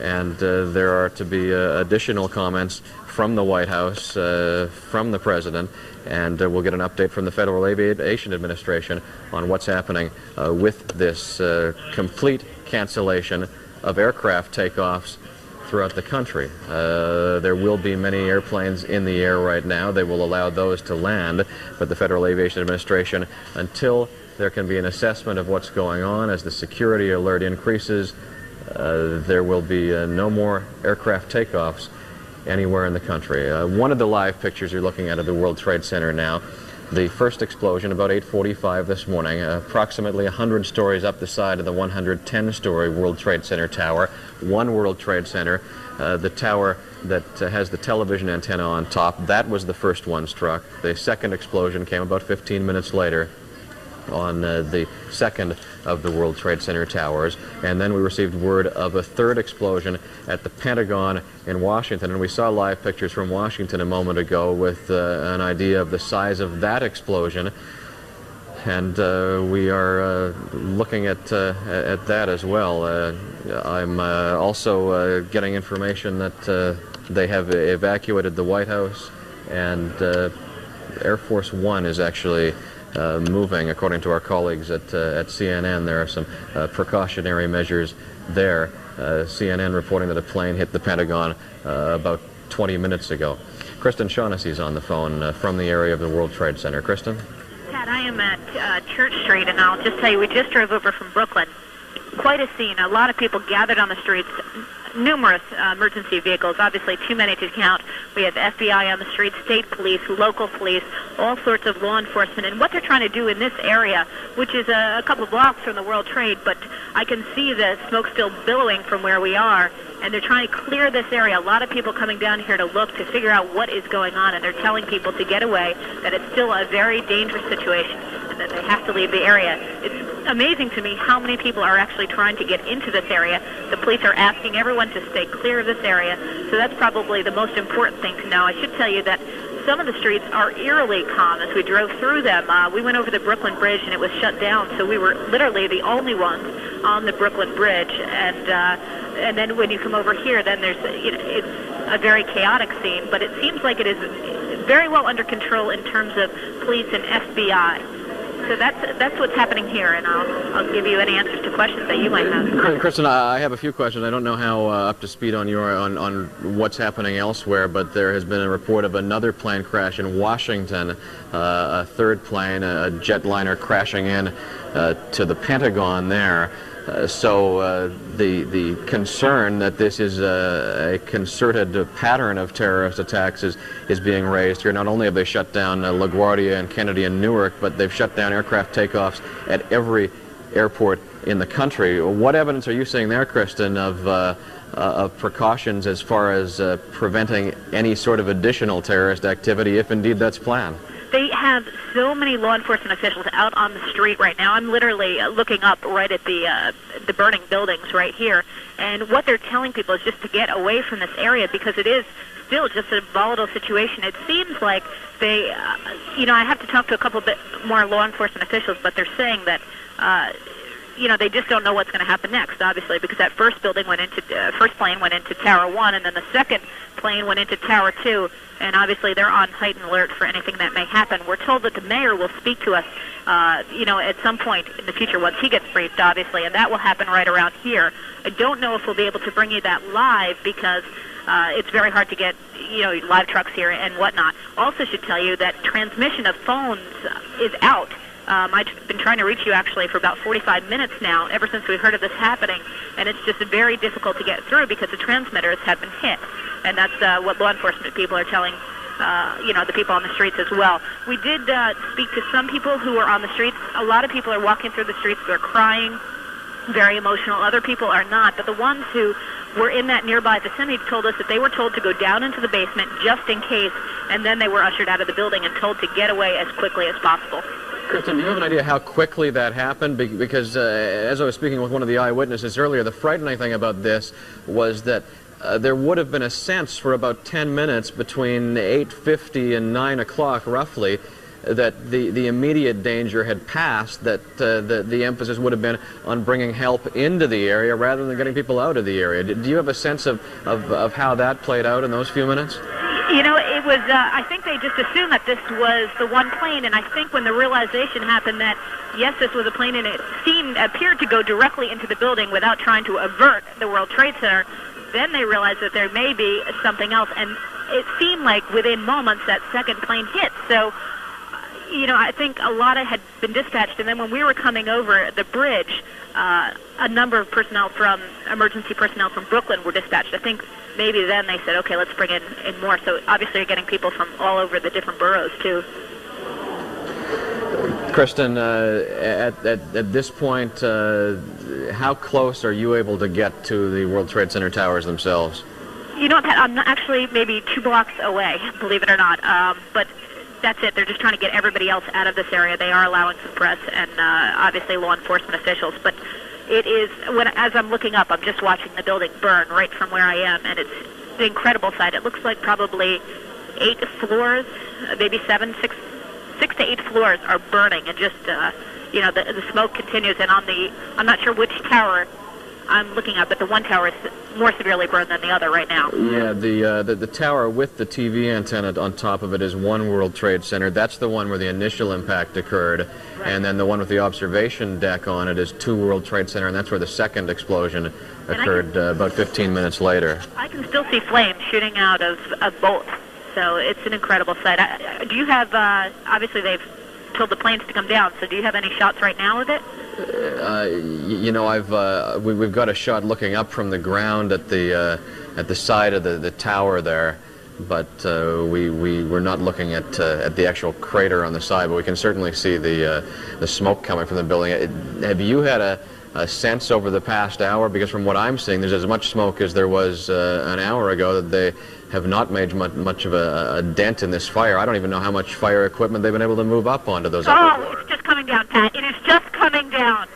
Watch the right it's side. It's exploding. It's ripping apart. It is billowing. Pat, the debris is flying. I'm going to run. Okay. All right. We hope that Kristen was not in a position where she would have been injured by that, but the tower is literally crumbling into the streets of Manhattan there, and blocks and blocks. I don't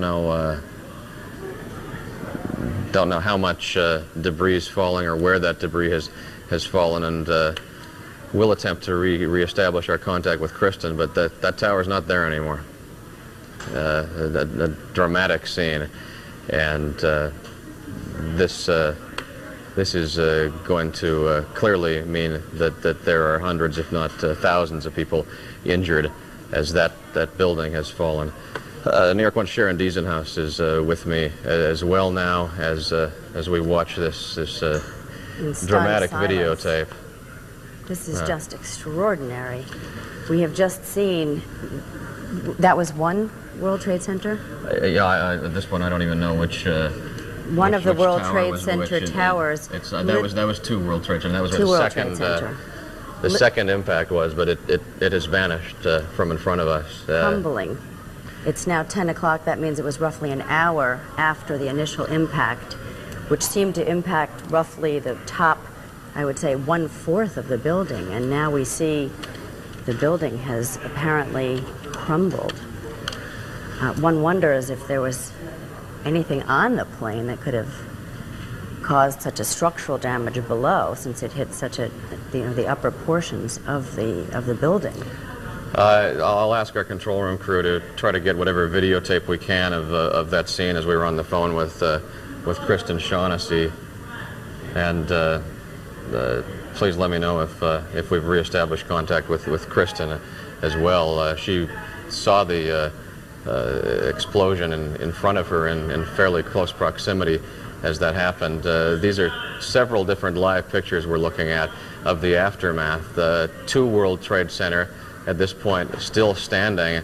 You're just looking at daylight passing through the area where one World Trade Center stood only 5 minutes ago, and I don't know how much of that building is still standing, because there is so much smoke and debris now billowing out across the harbor.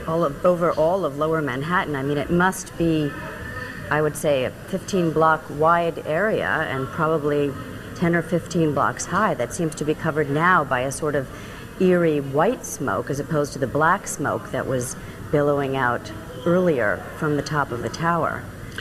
Now, we talked to several people who were in that area of Lower Manhattan as this was happening, and a lot of them had this sense of security as well, that this damage was 100 stories up, and now we've had this structural failure of two World Trade Center, and literally saw the building disintegrate, and much of that is smoke, but much of it is just dust and debris, as though they had, it's the scene that you see when they deliberately demolish a building, but without any of the precautions or evacuations. And those who know that area well know that there is a building on every block there, multi-story buildings on every block. So there would undoubtedly be damage to those buildings as well, the subway lines below, the city's infrastructure below.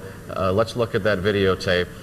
This would have been at about 9:55 this morning as two World Trade Center started to rip apart in an explosion. You could just see the black smoke slowly descending through the building as it just destroys with a widening, ever-widening cloud of debris in a very, very large area.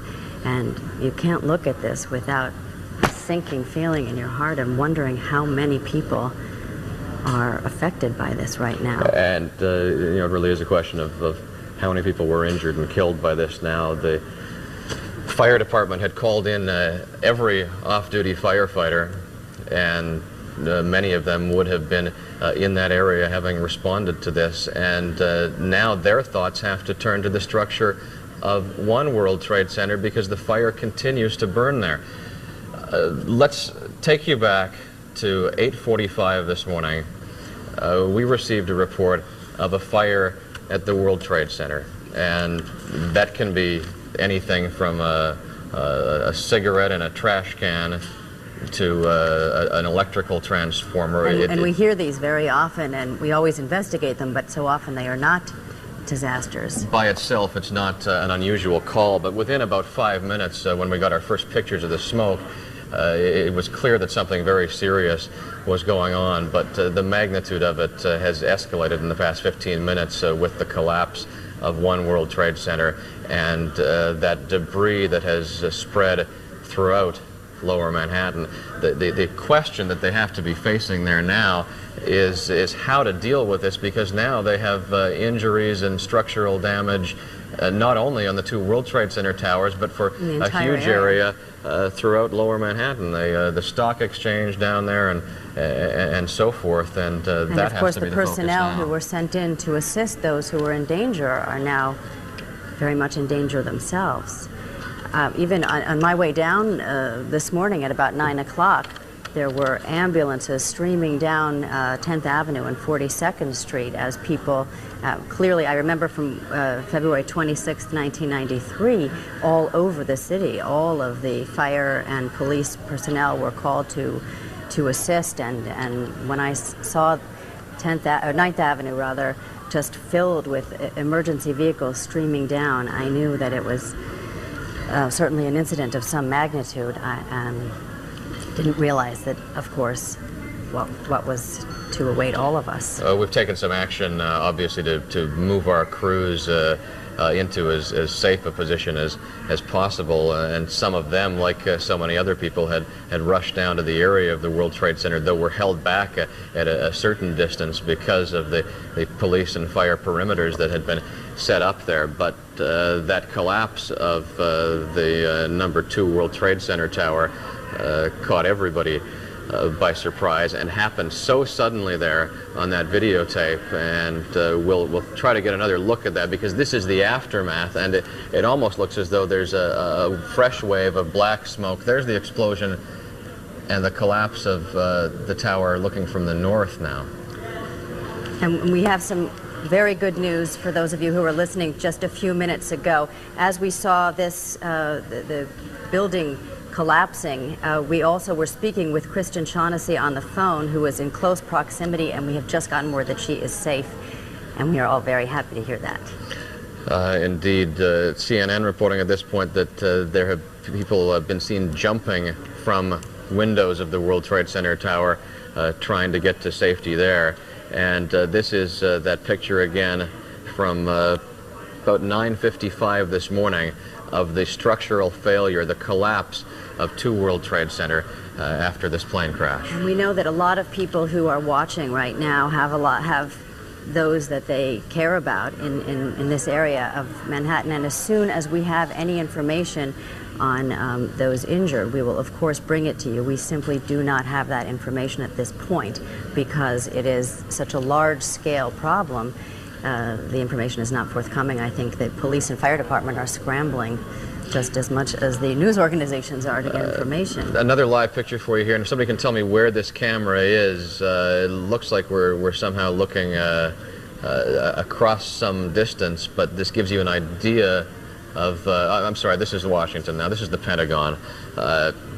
There's a lot going on here, and this is the third of these apparent terrorist attacks in Washington, with a plane crashing into the Pentagon. Now looking once again at live pictures of the World Trade Center towers. Only one of the towers is still intact, 110 stories tall, the towers of the World Trade Center, and one of them literally crumbled at about 9:55 this morning. Just to give a little update on some of the effects now of what has happened thus far this morning, they are rather widespread. Air travel has been shut down at every airport across the country by the FAA. Tunnels and roads into and out of Manhattan have been shut down. Trading at the New York Stock Exchange has been suspended and was quite early on. The Pentagon, Capitol Building, White House, State Department, and Treasury have all been evacuated as well. The President and First Lady have canceled the events that they had scheduled for the day.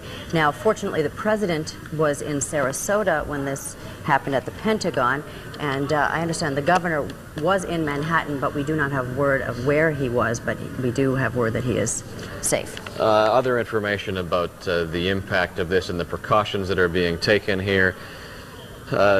Major terrorist attacks have resulted in the FAA and that decision to shut down takeoffs at every airport across the country.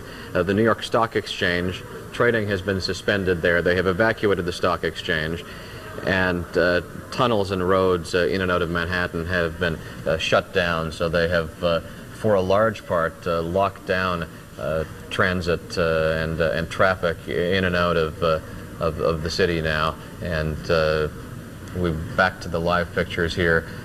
The remaining World Trade Center tower, One World Trade Center, the scene of that initial plane crash at about 8:45 this morning. The second plane crash into Two World Trade Center at about 9 o'clock this morning, and we actually saw that one happen. Pat, I'm going to interrupt you for just a moment. I understand that we have Andrew Siff now on the telephone, and he is close to the scene, but I trust safe. Andrew? Yes, we're okay. We were headed south right towards the World Trade Center, and just north of Chambers Street, we actually saw a huge portion of that second tower go down, at which point tens of thousands of people started running north along the West Side Highway and the Esplanade, where people are usually biking and jogging, and there's definitely an evacuation in progress now with everyone headed north. Frightening sight to behold. Andrew, what's your location, and just confirm for me that you're at a safe distance, please? We're at North Moore Street and the West Side Highway. We're about a block north of Chambers Street, which is no one's allowed anywhere south of Chambers Street. We were headed towards the World Trade Center because it appeared as though at least we were to the rescue portion of what was going on and that the immediate threat might be over. That was obviously not the case, and now journalists and residents alike have to stay back. And Andrew, as we're speaking to you, I want to ask our crew to get that videotape again of the collapse of the south tower of the World Trade Center at about 9:55 this morning. And as we're looking at that, Andrew, if you can tell me what sort of debris is there now? Can you see the debris from the tower and the dust? From where we are now, you can't even see the second tower. It looks like right now that the World Trade Center is only one building. That's the way it appears from about 10 blocks north. You can see that the existing tower is on fire for maybe the top 30 floors or so.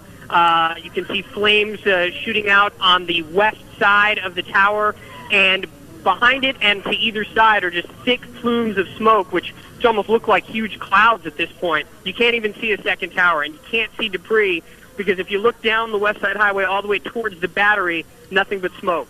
Andrew, when you saw this happen, what did it look like to you at close range? Because to us, it seemed almost like dominoes, you know, going floor by floor by floor.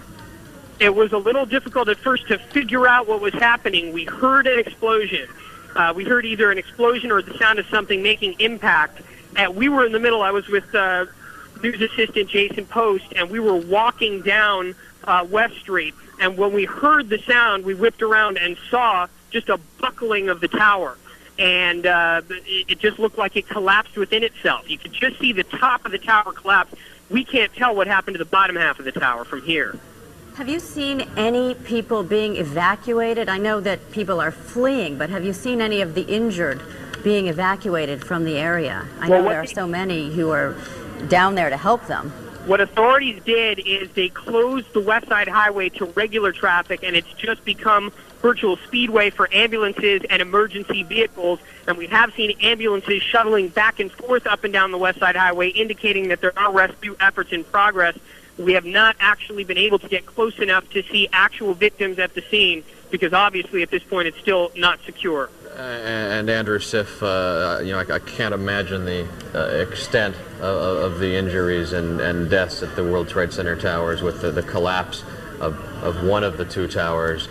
And you know, this is going to be a difficult story to cover in terms of moving personnel into the area because the fire department and the police department themselves are having a tremendous amount of difficulty getting into the area. Andrew Siff will be checking back with you, and please, as I said, keep a safe distance from the tower there as we have the fire continuing to burn at the top of One World Trade Center. Again, if you're just joining us, there is almost no way in or out of Manhattan at this point. They have sealed the bridges and tunnels. PATH train service has been shut down. As far as aircraft service, not only the 3 New York airports shut down, but aircraft takeoffs across the country have been suspended because of these terrorist attacks on One World Trade Center, on Two World Trade Center, and on the Pentagon. That attack on the Pentagon came about 30 minutes after the first attack at the World Trade Center. New York One, through law enforcement sources, got word very early on that the plane that crashed into One World Trade Center and the plane that crashed into Two World Trade Center had both been hijacked from Logan Airport in Boston. New York One's Kristen Shaughnessy was on the phone with us a few moments ago as One World Trade Center literally disintegrated before our eyes. Kristen, I can't tell you how relieved I am to hear your voice. Thank you very much. It was quite a scene, Pat. As I said, I was looking up at it, and right when we were talking, I saw it come down.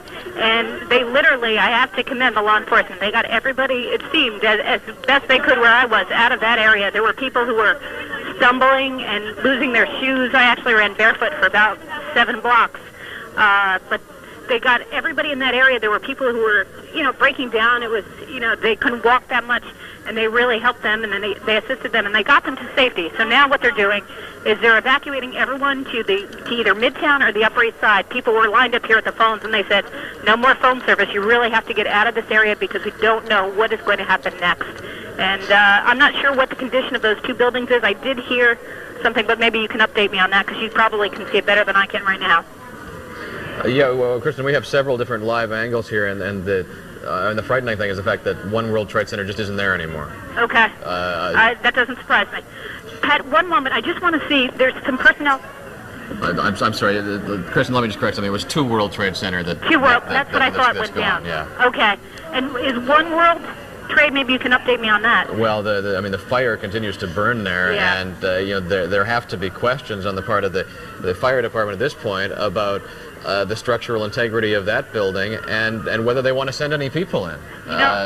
Because they try to respond to these things by sending firefighters up the stairs to fight the fire, but when you're talking about an explosion of this magnitude, that amount of jet fuel up there, they would have to ask themselves questions about whether they want to send those men in to fight the fire or just let it burn itself out. Absolutely. I do see a lot of law enforcement officials kind of getting people out of this area. I don't know. They were evacuating right along with us. I had FBI agents and state police running right along with me because people were literally covered in soot, in this gray soot, and you could see like building mass in the air.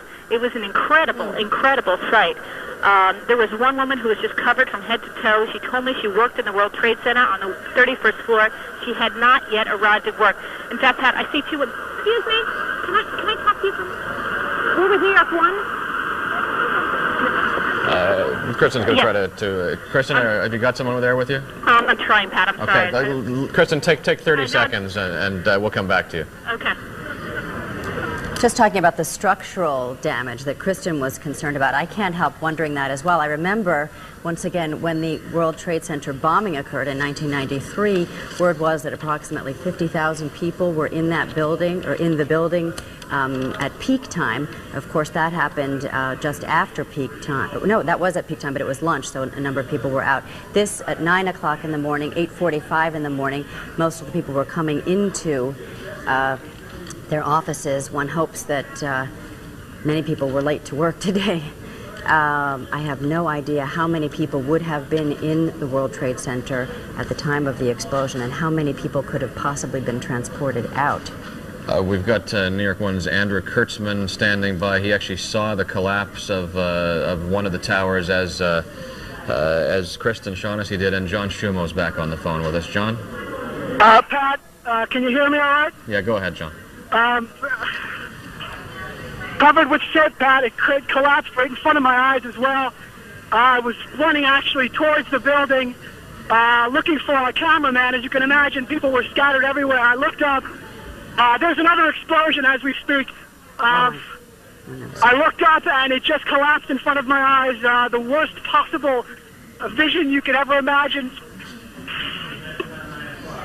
John, are you in a safe position there? I don't want to continue this if there's a concern about where you are. No, we've managed to at this point, along with thousands of other people, run at top speed down to Battery Park City. There was a cloud of smoke that just enveloped all of us. We were just absolutely covered. A woman fell at my feet. We picked her up. All right, we're losing John. There's obviously some... We're here. It's obviously, as you can imagine, a quite emotional moment down here. We've actually pulled several people into the live truck for safety. People are just absolutely covered with soot right now.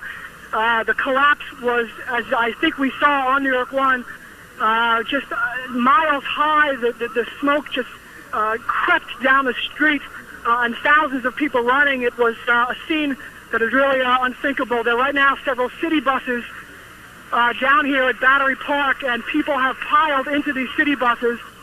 There's a construction site down here as well. There are people who have climbed into these construction sites. There are 7 to 8 people deep in cars just sitting here, covered in soot, their faces up against towels. The woman who fell to my feet, we managed to get her into the New York 1 Live truck. She had what we thought was an asthma attack at the time. She's now doing okay. The casualties I can only imagine right now, but it is a scene. The ash down here, the dust, is probably about a good 1/4 of an inch high, and we, again, are down by Battery Park City. We're a good probably about 20 blocks, maybe 15 blocks away from the Trade Center, and it's still smoking, as you can imagine. John, stay with me for just a second. Sharon's with me here and has some information for parents of students who are in the schools nearby the World Trade Center. 3 schools there, John, are being evacuated. Economics and Science Leadership and Public Service Murray Bergtraum and Stuyvesant PS 89 and PS 234. PS 89 and PS 234 are being used for triage. Parents should come and pick up their children at these schools. And that's assuming the parents can get into the area. Right. Clearly the staff at those schools will be doing whatever they can to calm the students and take care of them in the interim here. But if it's safe for parents, if they can get into the area of those schools and take their kids home, it would just make things easier as far as the triage efforts and the emergency response. And clearly this is the first insight we've had into the system being set up to attempt to deal with a disaster of this magnitude with this many injuries. And of course the city's Office of Emergency Management set up that bunker that was much talked about. The mayor at some points criticized for the amount of expense on that bunker. Ironically, it is right in the midst of all of this, and I don't know whether it's in service or whether it's too close to all of this for them to actually use the Emergency Operations Center, because it is part of the World Trade Center, not of one of the 2 main towers that were actually struck by this, but right at the base of those towers. But even still, probably now, a half an hour after the collapse of 2 World Trade Center, it's clear that the smoke around there is so thick it would be very difficult for people to really breathe and certainly to function very well in that immediate area. It certainly seems as though any movement would be quite difficult in that area, to say nothing of the difficulties in transmissions and power and various things because of the interruption in the World Trade Center tower that has the TV antenna, One World Trade Center. Our colleagues at CNN now reporting that one of the planes that crashed into the World Trade Center towers was an American Airlines 767, a huge commercial jetliner, hijacked from Logan Airport in Boston, striking the World Trade Center after flying down to New York City. And we have word the other one was United. It was a United Airlines also plane. From Logan? According to our sources, also hijacked from Logan. I don't know what type of airplane it was, and some of the eyewitnesses I spoke to just in the first 20 minutes after this happened, it didn't sound loud enough to them to be a large jetliner, but this report says it was a 767, the first one, and we don't know the identity of the second airplane, but we do know that the FAA has responded by halting all flights across the nation. And interestingly, there was word that it was transmitted somehow from the plane to, I guess, air traffic controllers that it had been a hijack. And there was no word on the wires prior to this that a plane had been hijacked. And again, I'm hesitant to get too far into the speculation here, but I would think it unlikely that any commercial pilot would steer his plane into the World Trade Center. He'd more likely crash the plane into the harbor, even if there was a gun to his head. And you've got to wonder if this was organized enough that the hijackers actually had someone capable of flying the airplane, because these are 3 clearly deliberate targets: 1 World Trade Center, 2 World Trade Center, and the attack at the Pentagon. This is the live picture where you saw 2 World Trade Center towers standing only an hour ago, and just 1 of them remaining.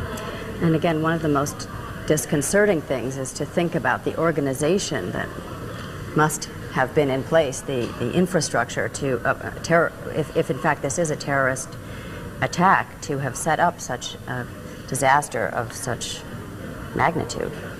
The Pentagon, as we mentioned, the third target of these terrorist attacks this morning. We have video from Washington of the Pentagon shortly after this attack on the Pentagon. The Federal Aviation Administration, at that point, it was clear that this was to be a threat not just on the city of New York, but on Washington as well. This is a live picture now of the fire that is burning at the Pentagon. An Associated Press reporter who was at the Pentagon, Dave Winslow, says he could see the tail of a large airliner as it plowed into the Pentagon, and that fire there in Washington continues to burn. This came only a few minutes after the double disaster at the World Trade Center.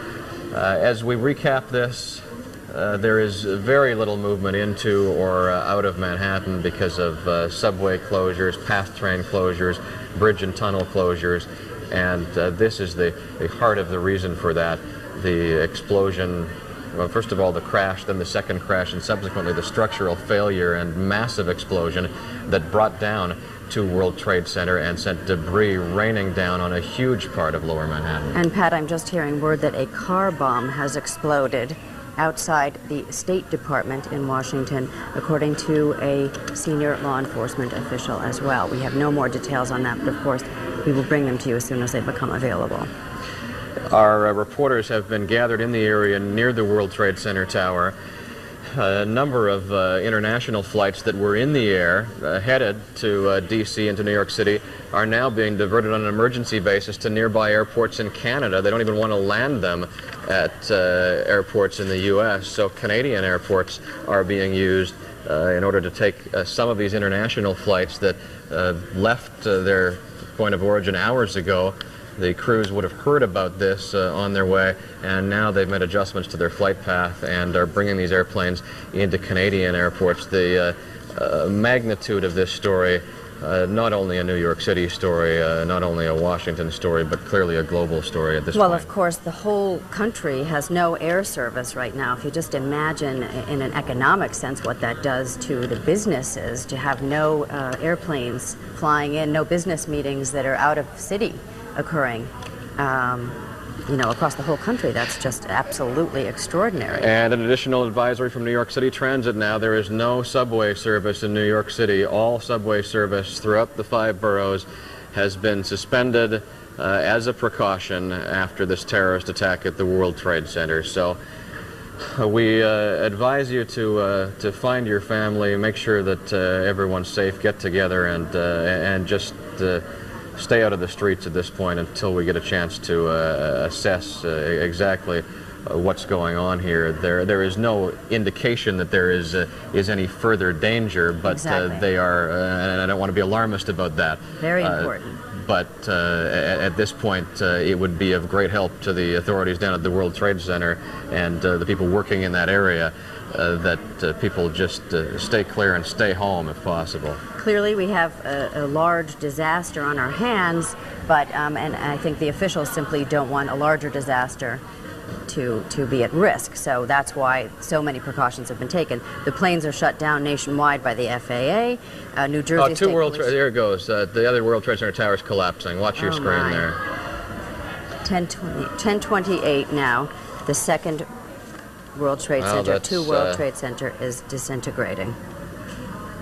Now the second tower has collapsed. The first collapsing. This is 1 World Trade Center now. That's correct. That's correct. 2 World Trade Center collapsed at about 9:55, and now that picture. It was difficult to tell with so much smoke, but 110 stories tall, 2 towers built in 1973, and they have now both come down after this terrorist And attack. we can only imagine the magnitude of this force when you consider how large the bomb was in 1993 that did structural damage only to really the foundation, did not shake the structural integrity of the building. And we were assured after 1993, when the building was reopened, that it was structurally sound and ready to withstand enormous blows. So to imagine what kind of force this must have been is daunting. Well, we've been discussing that possibility that the fire crews would have had to consider that possibility as they were looking at this with the structural damage that tower sustained up there. Of course, there is electrical service and gas service throughout the towers, and they have both collapsed now. The antenna on top of One World Trade Center is the primary transmitter for most of the New York City television stations. They do have backup transmission facilities, but that is a vital link to communications, that antenna on top of the World Trade Center, and though they likely took that out of service because of the damage, clearly that may create some problems for other television stations as well. Yes, I was just pointing that out as well. Now, Mayor Giuliani is getting ready to brief reporters, and if we're able to get to that, we will bring you the comments from Mayor Giuliani. He moved into the area as this was happening, but again, because of this structural failure, they had to move people back much farther than they had first anticipated. They set up a perimeter and then immediately began to evacuate some of them.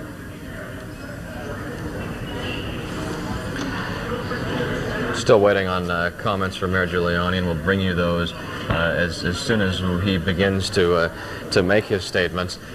President Bush was in Sarasota, Florida at the time this happened. He made some comments initially after the attack on the World Trade Center, but before the attack on the Pentagon, and he has since boarded Air Force One and is returning to Washington to address this terrorist threat.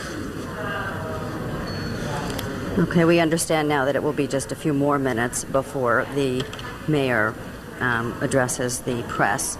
Just to recap a little bit now, 8:45, the first tower was hit.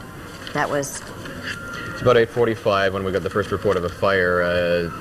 By my recollection, approximately 8:54 when we got our first look at the pictures and saw that there was a significant fire. And then about 9 o'clock is when that second airplane struck the other World Trade Center World tower. Trade Center coming from the west. Just a few minutes later, the president said that he was considering this an apparent terrorist act, and precautions were taken. Airports were closed. Lincoln, Battery, and Holland Tunnel were closed. The PATH train was shut down. I believe the bridges were shut down at that time as well. And then shortly thereafter, 9:55, the first World Trade Center collapsed. That was 2 World Trade Center. And then 10:28, One World Trade Center collapsed. I'm sorry, Sharon. John Schumo's back on the phone with us. John, this tower, 110 stories tall, collapsing with no significant notice. The footprint of debris from a collapse of that magnitude must be tremendous. Do you have any understanding of that? Pat, from where I am right now, we ran back to the live truck. The dust cloud, the second dust cloud, has completely covered our truck. I'm inside the live truck now looking out, and I cannot see more than 10 feet past me at this point. There is a yellow taxi which is parked right in front of us. Outside of that yellow taxi, I cannot see across the street. Faint images of emergency lights off about 20 to 30 feet in front of me. We're here in the truck with 2 complete strangers as well as our New York One crew. And you cannot see anything. It is the heaviest of snowfall, it appears like right now. It is as dramatic and as heart-wrenching as you could possibly imagine. John, are you having any difficulty breathing? Absolutely, absolutely.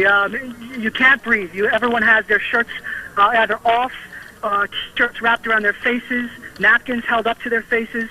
At this point, it feels to me just like ash. I'm not feeling any sort of a burning sensation in my throat. I'm essentially just having a difficult time breathing, as is everyone else down here. Thousands and thousands of us we're covered with ash right now. What else can I say? It's as if the chimney was blown right onto us. But again, no burning sensation. It doesn't seem like any sort of an acidic substance. Obviously, with planes and the jet fuel, I don't smell any jet fuel from down where I am. But again, I'm several blocks away. But right now, we're just covered in our second overwhelming dust cloud. Some debris.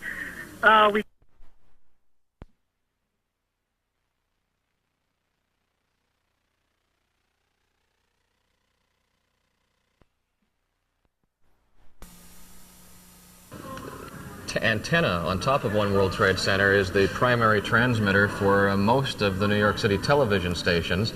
They do have backup transmission facilities, but that is a vital link to communications, that antenna on top of the World Trade Center, and though they likely took that out of service because of the damage, clearly that may create some problems for other television stations as well. Yes, I was just pointing that out as well.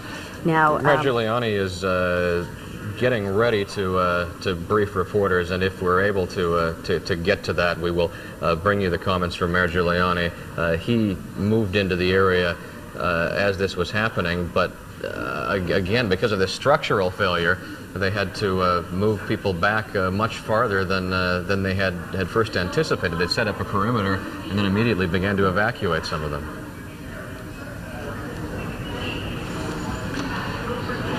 Still waiting on comments from Mayor Giuliani, and we'll bring you those as soon as he begins to make his statements.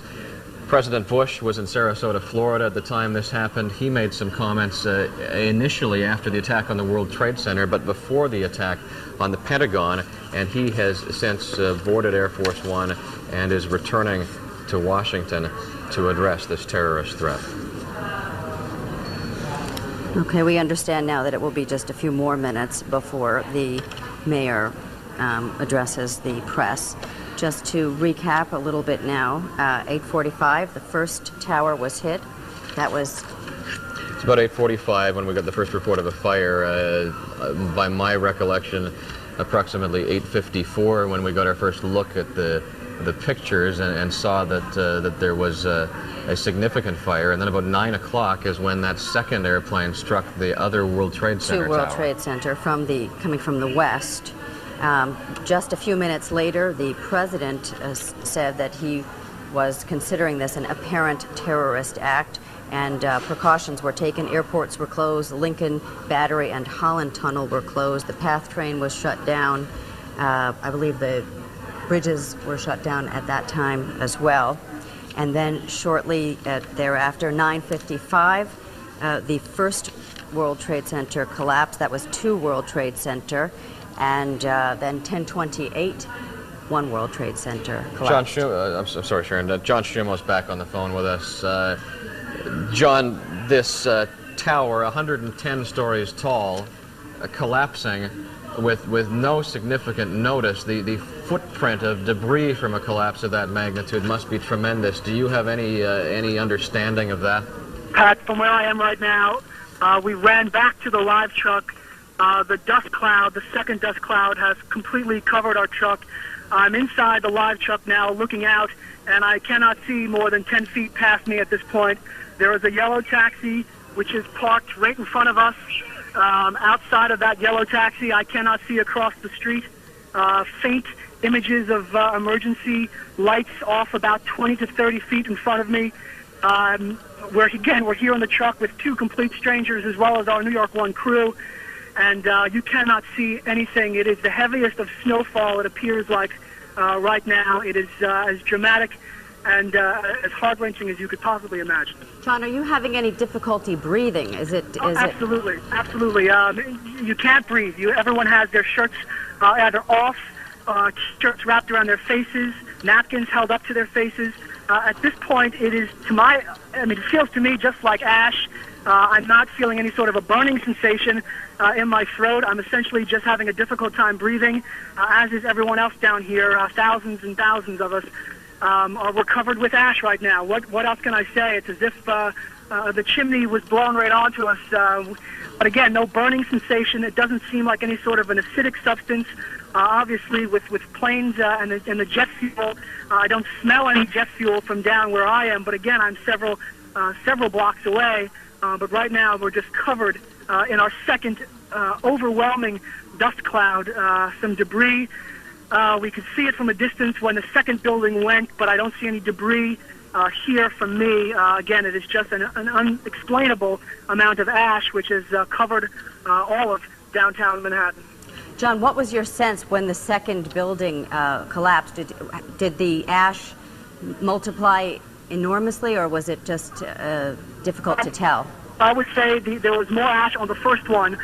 Maybe that's only because it was just a stunning moment. The first one appeared to me to be more overwhelming. Then again, I was running through that cloud, so my adrenaline was perhaps a bit knocked out. To concentrate is what I'm trying to say. But we're looking now at a picture. Oh no, now we're back to a live picture. Just a few moments ago, while you were describing that, we were looking at a picture of the second tower, One World Trade Center, coming down. And let's look at it again. Here we go. This is the 1028. The second tower came with some warning. There was a large sound similar to the first tower coming down.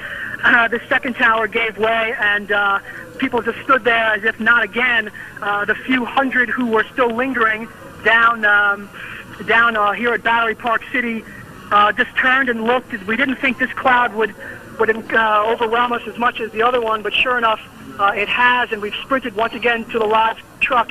If we have some time, and do we have some time before I continue? Yes. John, go ahead. We'll listen in.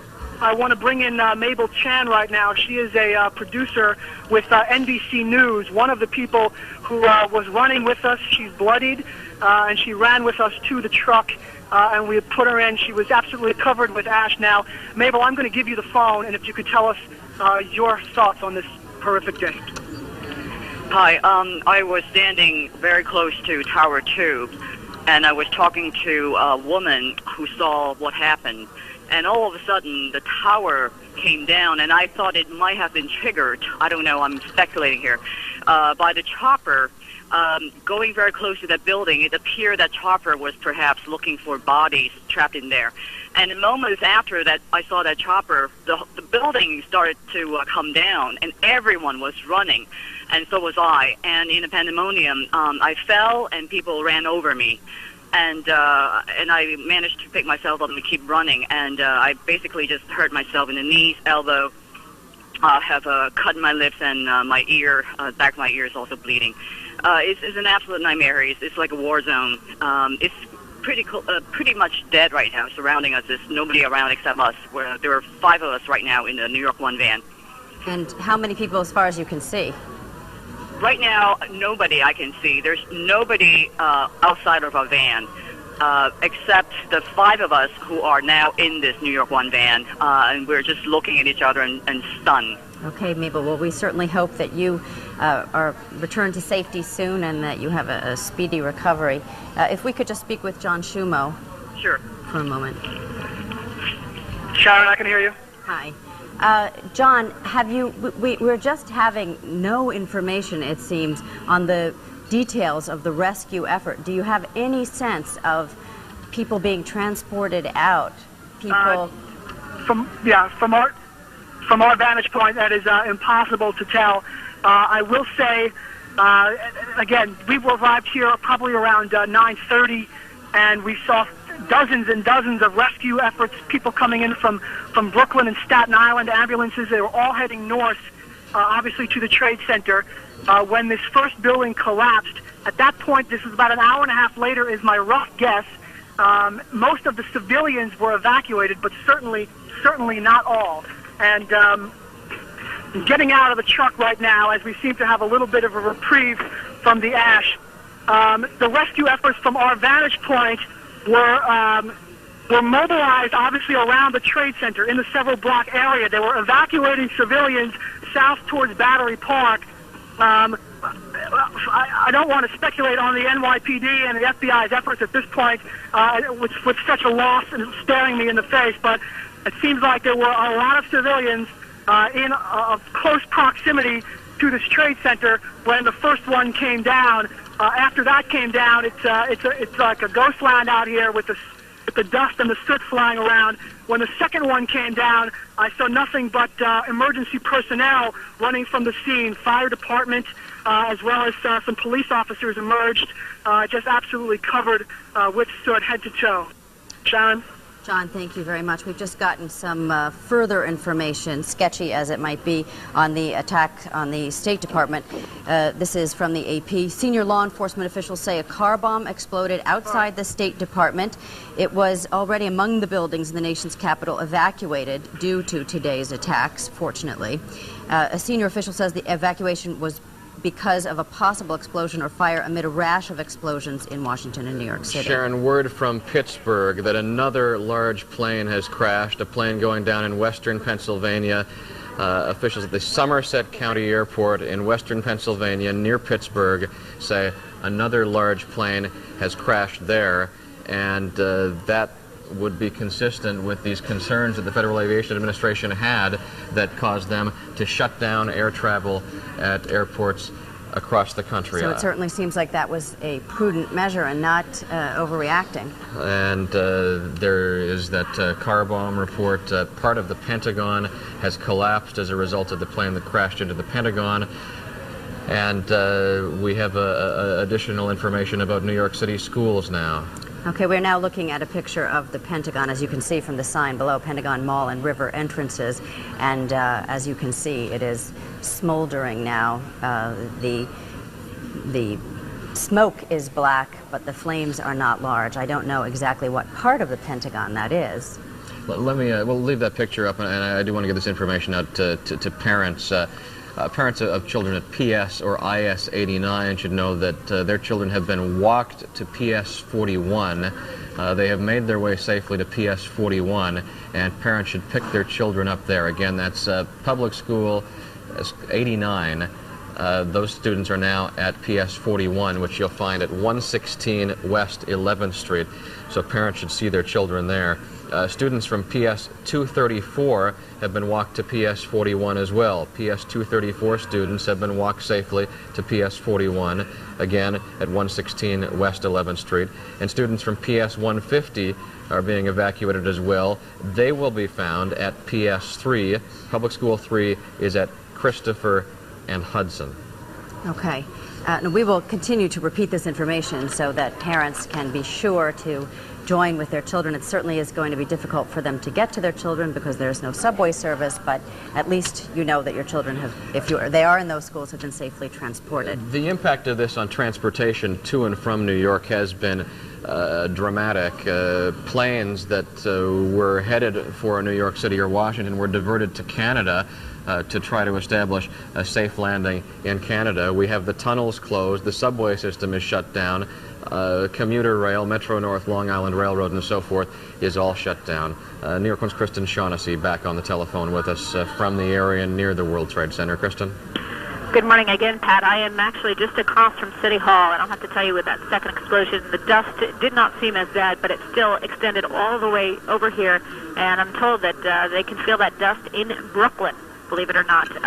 It's basically it was skirting across the ground, and you could just see people covered. Many, many people have masks over their heads or over their mouths and their noses, and there are virtually no civilians in this area. I have to commend the law enforcement officials. They really did an admirable job getting everyone that they could out of this area. So it seems like for now it's pretty much deserted. Where I am literally the only one here. Wow, that must be so eerie. It's unbelievable because you hear these explosions. In fact, I just heard another one. I don't know if it was like an after effect or whatnot, just while you were on the phone talking about the school closings. And it wasn't as big, obviously, as the other ones, but it still sent a tremor all the way over here. And I'm obviously on the other side of the World Trade Center, on the other side of the city. And it's just unbelievable. And then you see people walking around. And the interesting thing is, no one is screaming, really. Everyone is just walking around with this look on their face. No one's saying anything to anyone. And, you do see some people who need, obviously, medical help. I had a man who was begging to get some medical help, which they did. And I hear ambulances every once in a while going through, police cars every once in a while going through. But that's what it is right now. But literally, there is no one around here. And obviously, if you've ever been down by the courts here in City Hall, you know that is teeming with activity. Yeah. Kristen, our colleagues at CNN reporting now that the Pentagon is monitoring another plane behaving erratically and attempting to determine whether that is another hijacked plane, but there is no information as to exactly where in the country that airplane is located, but that is another situation that they are dealing with as federal officials in Washington track this terrorist attack. And we have this report from the Pittsburgh area that a large plane crashed there approximately 20 minutes ago in the area near Pennsylvania at the Somerset County Airport. And it does not indicate how many people were aboard that plane or what airline, any other information beyond that. I'm hearing another explosion, just so you know. I'm hearing another rumble. It's not as bad as the other ones were, but I don't know if you have pictures that you can see. We have a picture, and we don't see anything beyond the enormous billows of smoke that have been there, but no additional bursts from our vantage point. Okay, I didn't mean to interrupt, Sharon. No. What you can feel when these tremors come is that it literally comes up under your feet. That's what it feels like. That's the best way I know to describe it. And Kristen, I mean, that area of Lower Manhattan, while the entire area of Manhattan is built on solid bedrock, right. There is so much infrastructure underneath the city there that that has to be a concern with every one of these explosions. There are every subway line in the city converging down there. The PATH train comes in there. There's the subterranean mall at the World Trade Center. It's an area that would be susceptible to those sort of tremors moving through. Absolutely. And let me just tell you, I had told you how deserted this area was, and all of a sudden I just saw a number of civilians who are now walking north, and it looks like they may have been in a basement or something. Now they're trying to get them out. Well, it looks like it may be relatively safe because, like I said, I hadn't seen any civilians in this area, and now there are a number of people with briefcases and things as if they were going to work now headed uptown. They're trying to get everyone to either Midtown or the Upper East Side. That's what they're telling people to do. Kristen, just a note here. We have just gotten word that all federal office buildings in Washington, D.C. are now being evacuated, again, as a precautionary measure. But as this apparently widens in its scope, there are more and more precautionary measures taken to prevent a larger and larger disaster from occurring. Approximately 40 to 50,000 people work at the World Trade Center, and this was late enough in the day that many of them would have arrived at their desks at that point. I'd like to take you back through some of the developments through the morning and the videotape that we have seen as we've gone through these various developments through the morning. And we will begin, we'll continue to look at this live picture until we have some of that videotape ready. But it was 8:45 this morning when we received the first word that there was a fire at the World Trade Center. At that point, it wasn't clear to us exactly what the cause of that fire was. And then as we had our live cameras trained on the World Trade Center at about 9 o'clock, we saw the impact of the second airplane, which hit two World Trade Centers. So the first airplane ripped that hole in one World Trade Center. The second airplane ripped the hole in two World Trade Center. And as that plane was coming in, we were looking at it live at the time, and it was just a speck off in the distance, but we could see that aircraft coming in and charting what we now know and assume to be a deliberate course into the side of the World Trade Center. It took some time after that. Sharon Dees had joined me here at New York One at that time, and then we began to see the structural failure of these towers. And we were discussing our concerns about. Sorry, Sharon. This is we're just going to bring up that shot of the incident at 9 o'clock this morning. Watch the right side of your screen for the plane. There's a small black dot, which you can see. That is the plane, and it is about to have impact right there. And that is 2 World Trade Center. Both of those buildings are no longer standing. Both of those buildings, 1,362 feet high, no longer standing. 50,000 people work in them each day.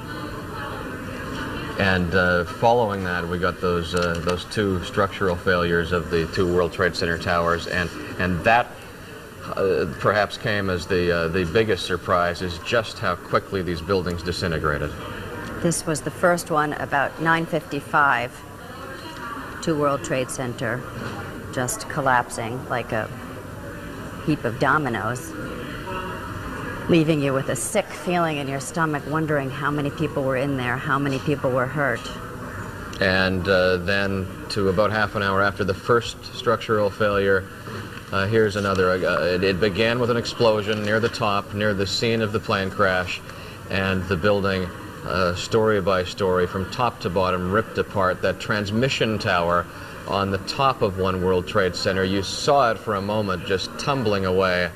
And when you consider that the World Trade Center is nearly 1,400 feet tall, or more correctly was 1,400 feet tall, the difficulty in that as it fell was that the path of debris could have been a quarter of a mile in any direction. We were looking at a live picture there, and we're going to try to get another angle of this as the fire continues to burn. And then, of course, as the word of the disaster in the World Trade Center was coming out, at around 9:40, we hear word that the Pentagon has been hit as well, that another plane had landed in the Pentagon. And there were reports that the tail part of a plane had been seen with billowing smoke there, and then the waves of precautionary measures began in Washington, D.C., evacuating the White House, evacuating the Pentagon and the State Department, and eventually all of the buildings in Washington, D.C. In some ways, this is the least of our concerns now, but this, of course, is primary day in New York City. We have just received word that election has been canceled or at least postponed, so there is no need to go to the polls today. They are going to make some sort of contingency to have that primary election on another day, and the city will turn its attention to the tragedy at the World Trade Center instead. Just in terms of trying to function today, you should know that subway service in New York City has been canceled. Of course, all air service in and out of New York City across the country has been canceled until further notice by the FAA. Earlier, of course, they started out by canceling service at LaGuardia and JFK, but this has sort of widened and widened in its scope in terms of actual problems, actual devastation, and in terms of precautionary measures to contain the devastation. Is this a live picture that I'm looking at here? Okay, this is tape from earlier. I guess we can see there that it was at the time that at least one of the World Trade Center towers was still standing. And we just, from the shots that we've seen, we actually don't know if there is anything to speak of left of the two World Trade Center towers. We know that there's nothing that's tall enough that it's above the skyline of the rest of the buildings in Lower Manhattan there, and you can see that smoke that is continuing to pour from the area, but much of it now is the cloud of dust, and we have returned to a live picture. This is a live picture once again. That cloud of dust is going to take a tremendous amount of time to settle, and at that point we may have some better sense of the damage, and you can imagine the difficulty that the firefighters that have got into the area there have in working through that cloud of dust, because it is such a harsh environment for them, even with their breathing apparatus. Those air tanks last a few minutes, and we are now a full 2 hours into this. Now I understand that we have our news director, Peter Landis, in Midtown now with some reports on the telephone. Peter? Hi, Sharon and Pat. I'm not hearing you very well, a lot of breakup, but I can tell you that right now I'm on 46th Street. I veered off 11th Avenue because traffic is at a standstill. I've been trying to come in for about the last, ever since I got word, from North New Jersey, headed toward the Washington Bridge, and people were just beside themselves. I passed a couple in the car. The wife was hysterical, basically, and the husband pretty much was too. Big sign like I've never seen before that was lit up says George Washington Bridge closed, state of emergency. Lots of rumors, people, some of which I don't know will turn out to be true, and I don't want to repeat them now here on the phone. But basically just lots of people disbelieving, looking at first at the smoke billowing from the Trade Center, then a short while later looking back and seeing just smoke and seeing the Trade Center is gone. I did not actually see them collapse. Peter? I'm sorry, we're going to have to interrupt you for just a moment. We have the mayor in a live news conference. If you could just stand by. Go ahead. Oh, he's on the phone. I'm sorry. Is the mayor speaking to us? Mayor Giuliani, can you hear us? Mayor Giuliani? Is it? Okay, we understand he is coming momentarily on the telephone. Mayor Giuliani, are you with us on the telephone? Yes, we are going to hold for a moment. The mayor will visit with you momentarily. Okay. Okay? We'll just keep the line open and wait to hear Mayor Giuliani's voice if he can join us here. Again, New York City Mayor Rudolph Giuliani has been in the area near the World Trade Center and standing by to speak to us. Okay, let's just use this time, this opportunity once more to describe what parents can, to put some parents' minds at ease. Students from PS 234 have been walked to PS 41. Students from PS 150 have been walked or are being walked to PS 3, located at Christopher and Hudson Street. Hello? Hello? Who's this? It's Pat Kernan and Sharon Diezenhouse on the Hi, anchor Pat. desk. We are going to put the mayor on momentarily. Thank This you. is Sonny Mandel. Okay. He's currently, I believe he's on the phone with the governor right now. Okay, Sonny, while you do that, we will continue to let Please people just know interrupt about us, Sonny. schools. Yeah. Okay, PS and IS 89 are being walked over to PS 41 as well. The location for PS 41, if you have any children at PS IS 89, is 116 West 11th Street, and parents are urged to pick their children up there. Students from PS 234 also being taken to PS 41, 116 West 11th Street, and again, students from PS 150 taken to PS 3, located at Christopher and Hudson Street. Sonny, are you still on the line with us as we wait for the mayor? No, we're just waiting for Mayor Giuliani to join us by telephone for an update. Yes, we are. Okay. All right. Are we still waiting for the mayor? Okay. You are about to be on with the mayor. Okay. Pat? Mayor Giuliani, it's Pat Kernan. I'm with Sharon Diezenhouse here. I wonder if you could give us an update of the emergency operations right now, please. The first thing I'd like to do is take this opportunity to tell everyone to remain calm and, to the extent that they can, to evacuate Lower Manhattan. Walk north. If you're in Lower Manhattan, walk north and get above Canal Street. Things will be a lot safer. We have as many police personnel and fire personnel as we can spare down there, and they'll help direct you out.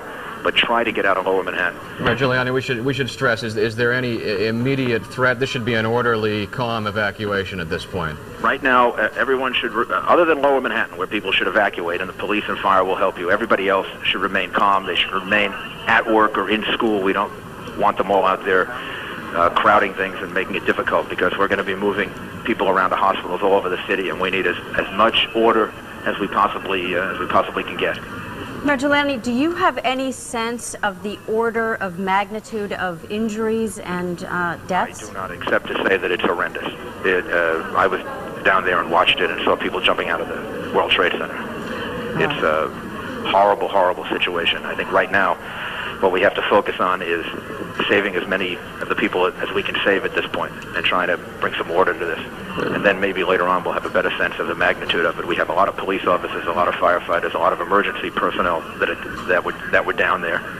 And the thing to do now is to evacuate Lower Manhattan in an orderly way.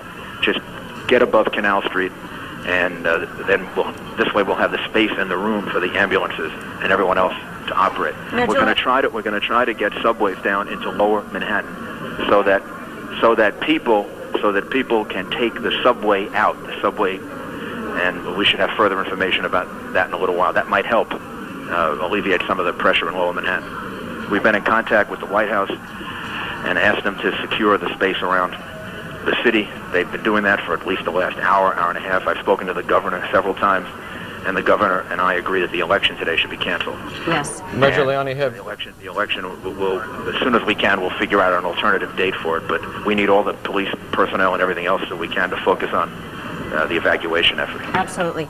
Mayor Giuliani, do you have any sense of what the status of the bunker is? Is it at all operational? That is right in the middle of both the police department, and that area is all cordoned off. We've moved city government to the firehouse in Greenwich Village. That's where I'm operating from right now, and we'll probably operate from a police facility in the area of Greenwich Village shortly. Mayor Giuliani, everything in Lower Manhattan, except for the people that are there for rescue efforts, has been removed. We removed everyone from City Hall. We removed everyone from the police department other than the most necessary communications personnel. And we've moved up above Canal Street. And that's what we're urging everyone to do. We literally walked out and helped walk people out. And we're urging them all to get above Canal Street so that we have the fewest number of people down there possible, and just those down there for the rescue effort. Mayor Giuliani, what extent did we have as far as warning that this was happening? Was there any indication? As far as I know, there was no warning. There was no one made a threat. There was no warning. When I communicated with the White House, they confirmed to me that the Pentagon had been attacked. I haven't even been able to see that. I see the shots right now of the World Trade Center, but I haven't seen what happened to the Pentagon. Did the fire department have any warning that the structures of the two World Trade Center towers were compromised? Did they have some sense that they had to pull their people away from there? We were actually in a building 2 blocks away when it crashed and had to evacuate the building, and for a while was stuck in it. So I can't tell you right now if they knew. And my recollection is when we were in the building, we probably had about a minute's notice, maybe 2 minutes. I understand that there have been reports that the alleged hijackers communicated with the air traffic control at Logan Airport, indicating that a hijacking was in place. Have you heard any such thing? I've heard that on the street, but I have not had that confirmed. So there was no warning to New York? There was no warning that we know of. I have the police commissioner here with me. We had no warning. Correct? No, we had no warning. Is there any indication? As far as I know, there was no warning. There was no one made a threat. There was no warning. When I communicated with the White House, they confirmed to me that the Pentagon had been attacked. I haven't even been able to see that. I see the shots right now of the World Trade Center, but I haven't seen what happened to the Pentagon. Did the fire department have any warning that the structures of the two World Trade Center towers were compromised? Did they have some sense that they had to pull their people away from there? We were actually in a building 2 blocks away when it crashed and had to evacuate the building, and for a while was stuck in it. So I can't tell you right now if they knew. And my recollection is when we were in the building, we probably had about a minute's notice, maybe 2 minutes. I understand that there have been reports that the alleged hijackers communicated with the air traffic control at Logan Airport, indicating that a hijacking was in place. Have you heard any such thing? I've heard that on the street, but I have not had that confirmed. So there was no warning to New York? There was no warning that we know of. I have the police commissioner here with me. We had no warning. Correct? No, we had no warning of any kind until the first plane hit, and then the second. Mayor Giuliani, since we have New Yorkers listening, and obviously their thoughts are with the people who are down there. Urge them to remain calm, to remain at home, or to remain at their place of business, unless they're in Lower Manhattan. By that I mean south of Canal Street. If you're south of Canal Street, get out, walk, and walk slowly, carefully. There are plenty of police around, but just walk directly. If you can't figure out what else to do, just walk directly north. That'll get you out of the dangerous smoke area.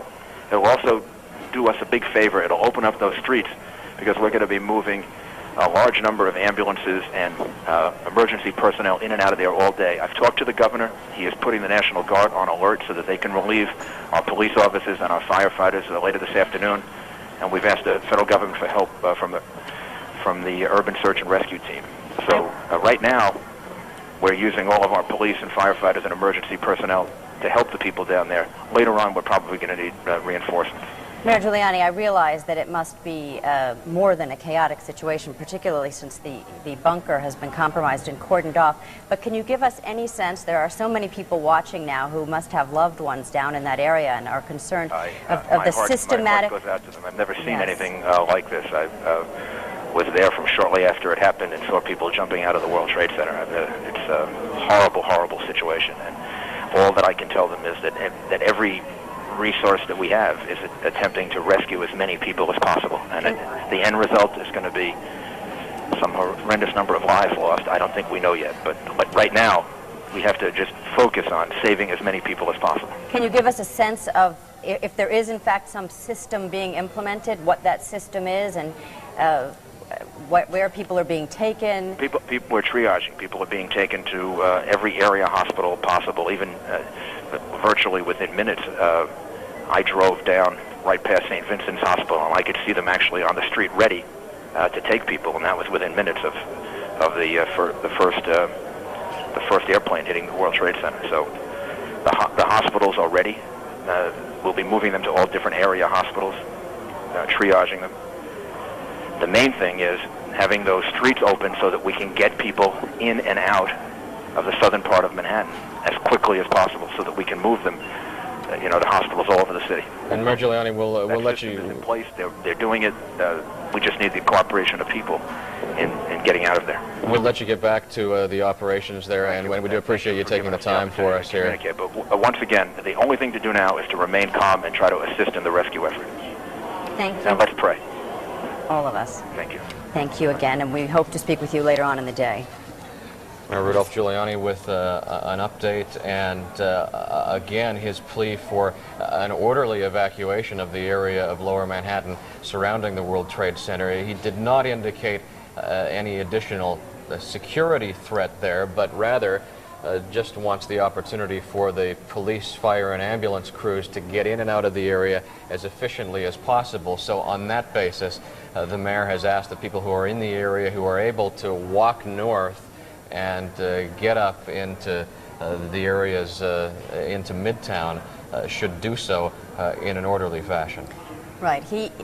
One of the more concerning things that he said or didn't say was that it was very difficult to get him to enumerate what the structural plans were for sort of evacuating people, and he had no sense of the order of magnitude of numbers of people who were injured, numbers of people who had been transported, numbers of people who were in the building at the time.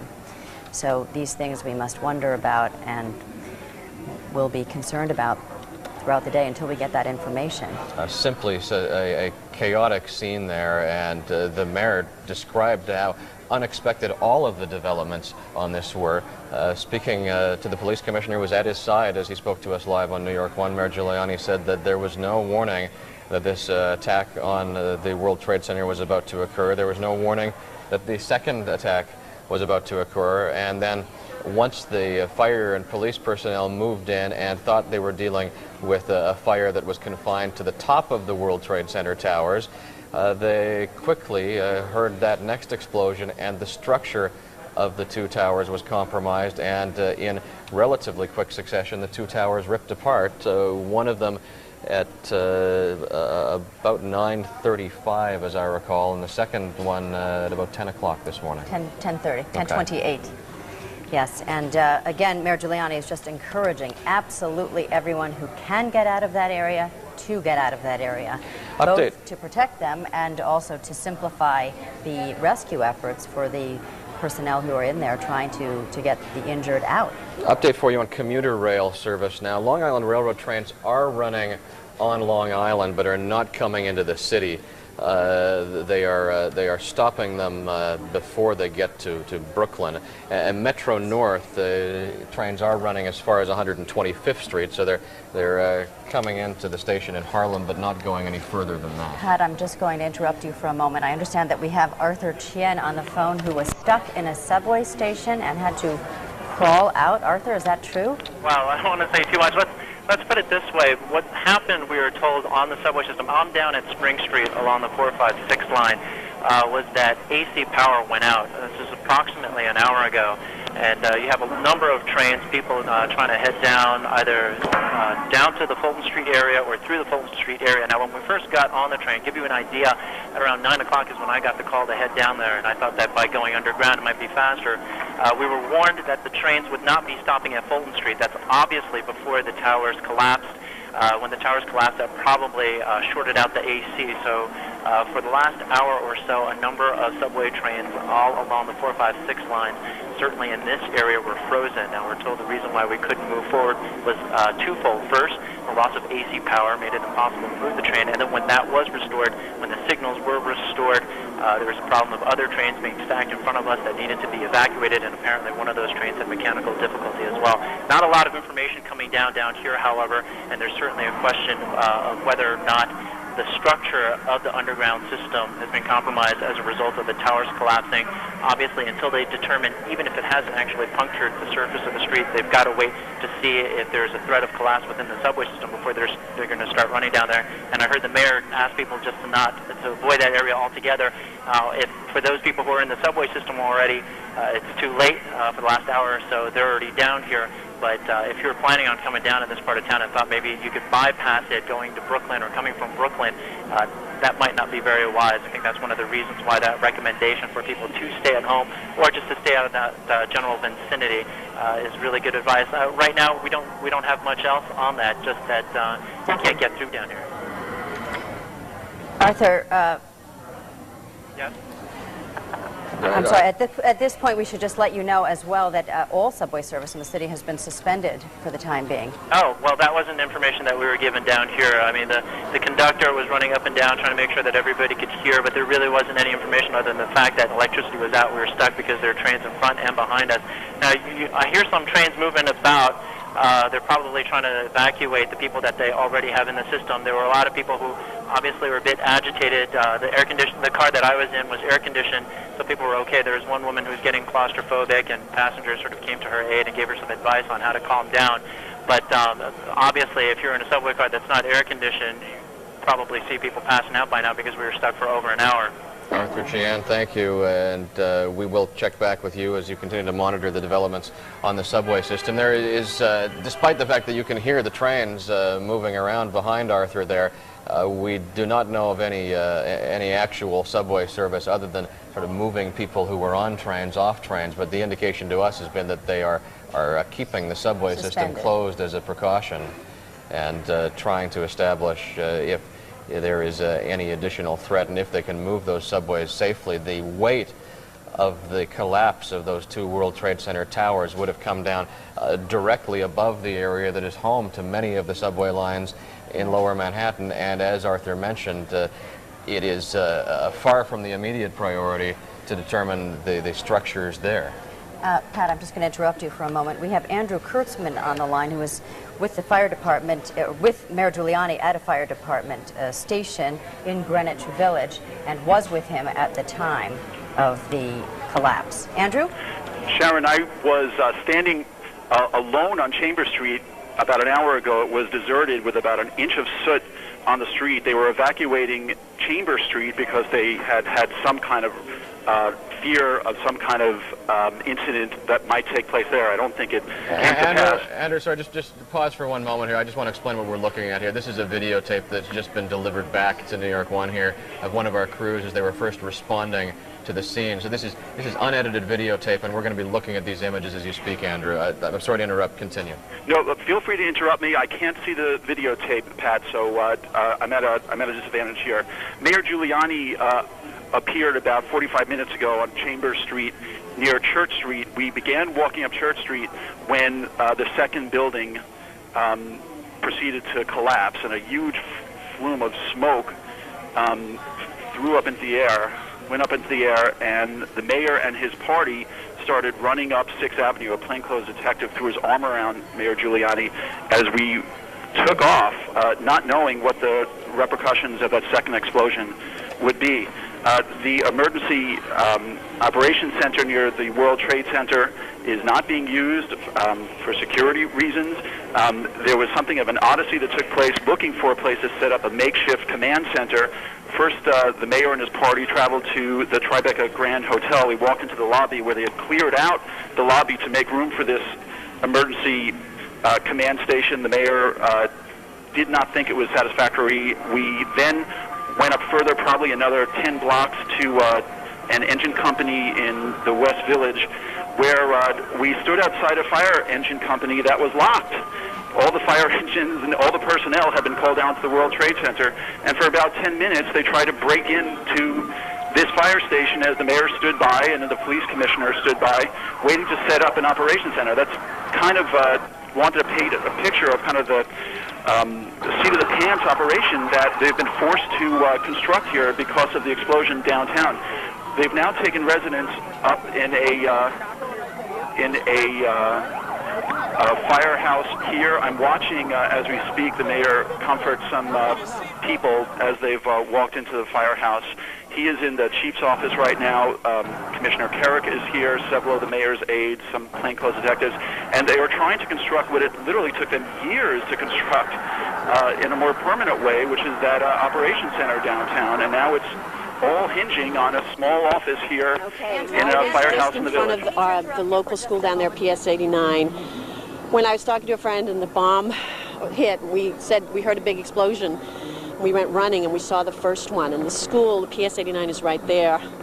So all the parents that were there went in there, and the principal was calling. And then the police came and they told us to stay in, but we decided that we'd prefer. I was in the World Trade bombing, the first one. And I just find it's better to take and leave, evacuate an area like that. And then my husband works Solomon Smith Barney, which is that building right in the firing line there, if you notice, right below. And he saw the second plane go in. You saw the plane hit? Saw the second plane come in. Just describe for me what it looked like. It's either an Airbus or a 767. Just came up, swerved, aimed right into it. It didn't look like it was... It was not an accident. Absolutely not. Aimed right to the middle of the second building. How scary is this? It's unbelievable. It's just, and everyone just evacuated on their own. Besides, we want to stay away from any major public areas, anywhere there's public transportation. We just don't feel comfortable right now. What's your name, ma'am? Louise Burke. Louise, B-U-R-K-E? Right. Your husband? Joe Miller. Joe Miller, right. M-I-L-L? M-I-L-L-E-R, Miller. Okay, all right, guys, take care. We'll be right down here in the middle of it. That was videotape, I would guess, about 90 minutes ago. New York 1 reporter Andrew Siff speaking to some of the people who were evacuating from Lower Manhattan. We are continuing to watch this videotape for the first time together, so it is unedited videotape, so you may see the camera jump from time to time, but this is tape after the first plane crash at the World Trade Center, after the second plane crash, but as before people both were buildings evacuating. Had collapsed. You can still see two standing World Trade Center buildings. On the left side of your screen, you're looking at the live picture from that scene now, and you can see the contrast between the two pictures. The World Trade Center buildings no longer standing, a massive amount of dust and debris in their place in Lower Manhattan. And do we have this? Okay, I understand now. We had a chance to speak with Mayor Giuliani just a few moments ago. Here is what he had to say. To the extent that they can, to evacuate Lower Manhattan. Walk north. If you're in Lower Manhattan, walk north and get above Canal Street. Things will be a lot safer. We have as many police personnel and fire personnel as we can spare down there, and they'll help direct you out. But try to get out of Lower Manhattan. Mayor Giuliani, we should So obviously Mayor Giuliani trying to get people out of the area in order to help the personnel to remove those who have been injured, and in order to be able to do their job as they must do. Also, we didn't hear this, Mayor Giuliani calling for calm. This videotape again shot well over an hour ago. This was just the minutes after the explosion that ripped down the first of the two towers to collapse. And you can see at that point people running away, just having no idea what the threat was. It was in the moments that we saw when both towers were still standing, a more orderly evacuation, but then there was that explosion through to World Trade Center initially, the South Tower that collapsed, and this is just in those few minutes as people just had no idea what they were dealing with and were running for safety, trying to get out of the footprint of any sort of debris that might have fallen. Also, I have seen on, and actually I don't even know which television station it was, report that part of the Pentagon has now collapsed as well. And we should put this into the context of the national situation, because although New York City was hit first with these two terrorist attacks, planes crashing into the towers of the World Trade Center in rapid succession, there was, following that, the plane that was crashed into the Pentagon. There was a car bomb outside the State Department, and there is a report that there is a large jetliner crashed at an airport near Pittsburgh. That one appears, from what we're seeing, to have not been targeting a building, but still we need to get information on what's been happening at that area. We are now looking at a live Pittsburgh. picture of the Pentagon. You can't tell exactly what area has collapsed. Obviously, it is on the other side of the Pentagon from our perspective. Again, an eerily, sickeningly familiar sight of billowing smoke. Now we're back here at the World Trade Center area. A disaster of, I would say, unprecedented magnitude. I mean, I simply can't Can't think of a news story of this magnitude and a disaster. This is the videotape when only one of the two towers remained standing, and you can watch here. I think the explosion is about to occur as we watch this videotape. The fire was burning. They had moved in personnel in the area to try to fight the fire, but what was unknown to everybody was just how fragile the structure of the World Trade Center was. And one wonders whether some of it was weakened in the 1993 bombing, or whether in fact it simply wasn't structurally sound enough to sustain this. In any case, if there's something that was a mitigating circumstance here, you would have to consider it lucky that the aircraft hit the top of the tower rather than the bottom, because as you saw, with the explosion originating at the top, it collapsed floor by floor upon itself, and that would have minimized the footprint of that debris. And by minimizing the footprint of the debris, I'm still talking about an area of blocks and blocks around the World Trade Center. Easily 15 blocks square. But had the explosion been at the base of the tower and in some way compromised the structure at the base of the tower, it's a quarter of a mile tall, right. And for it to topple over would have been much more devastating than the situation which developed, which is already devastating beyond imagination. Right. I mean, we must be grateful to some extent for what didn't happen, but what has happened is unfathomable. When we spoke to Mayor Giuliani earlier, he was describing his own movement into the area. They immediately tried to get into the area to learn of what this difficulty was. The city's emergency operations center is in the World Trade Center complex. They quickly found that that was not an option for them, and as Rick Kurtzman described, they tried to find another place from which to coordinate this operation. So the emergency operations in that sense are crippled. Right, and so they're now working out of an engine company in Greenwich Village. I guess what is presumed to be a safe or as safe a distance from the area as possible. The bunker, unfortunately, which was just completed, has been cordoned off and is, of course, in the center of the World Trade Center area. So is of no use after... Let's listen in to this raw videotape. Got the initial fall, got the debris, turned my camera around like this, and ran up to where we are now, which must be 10, 12 blocks away from the scene. I'm exhausted. All right, man. Thanks. All right. All right.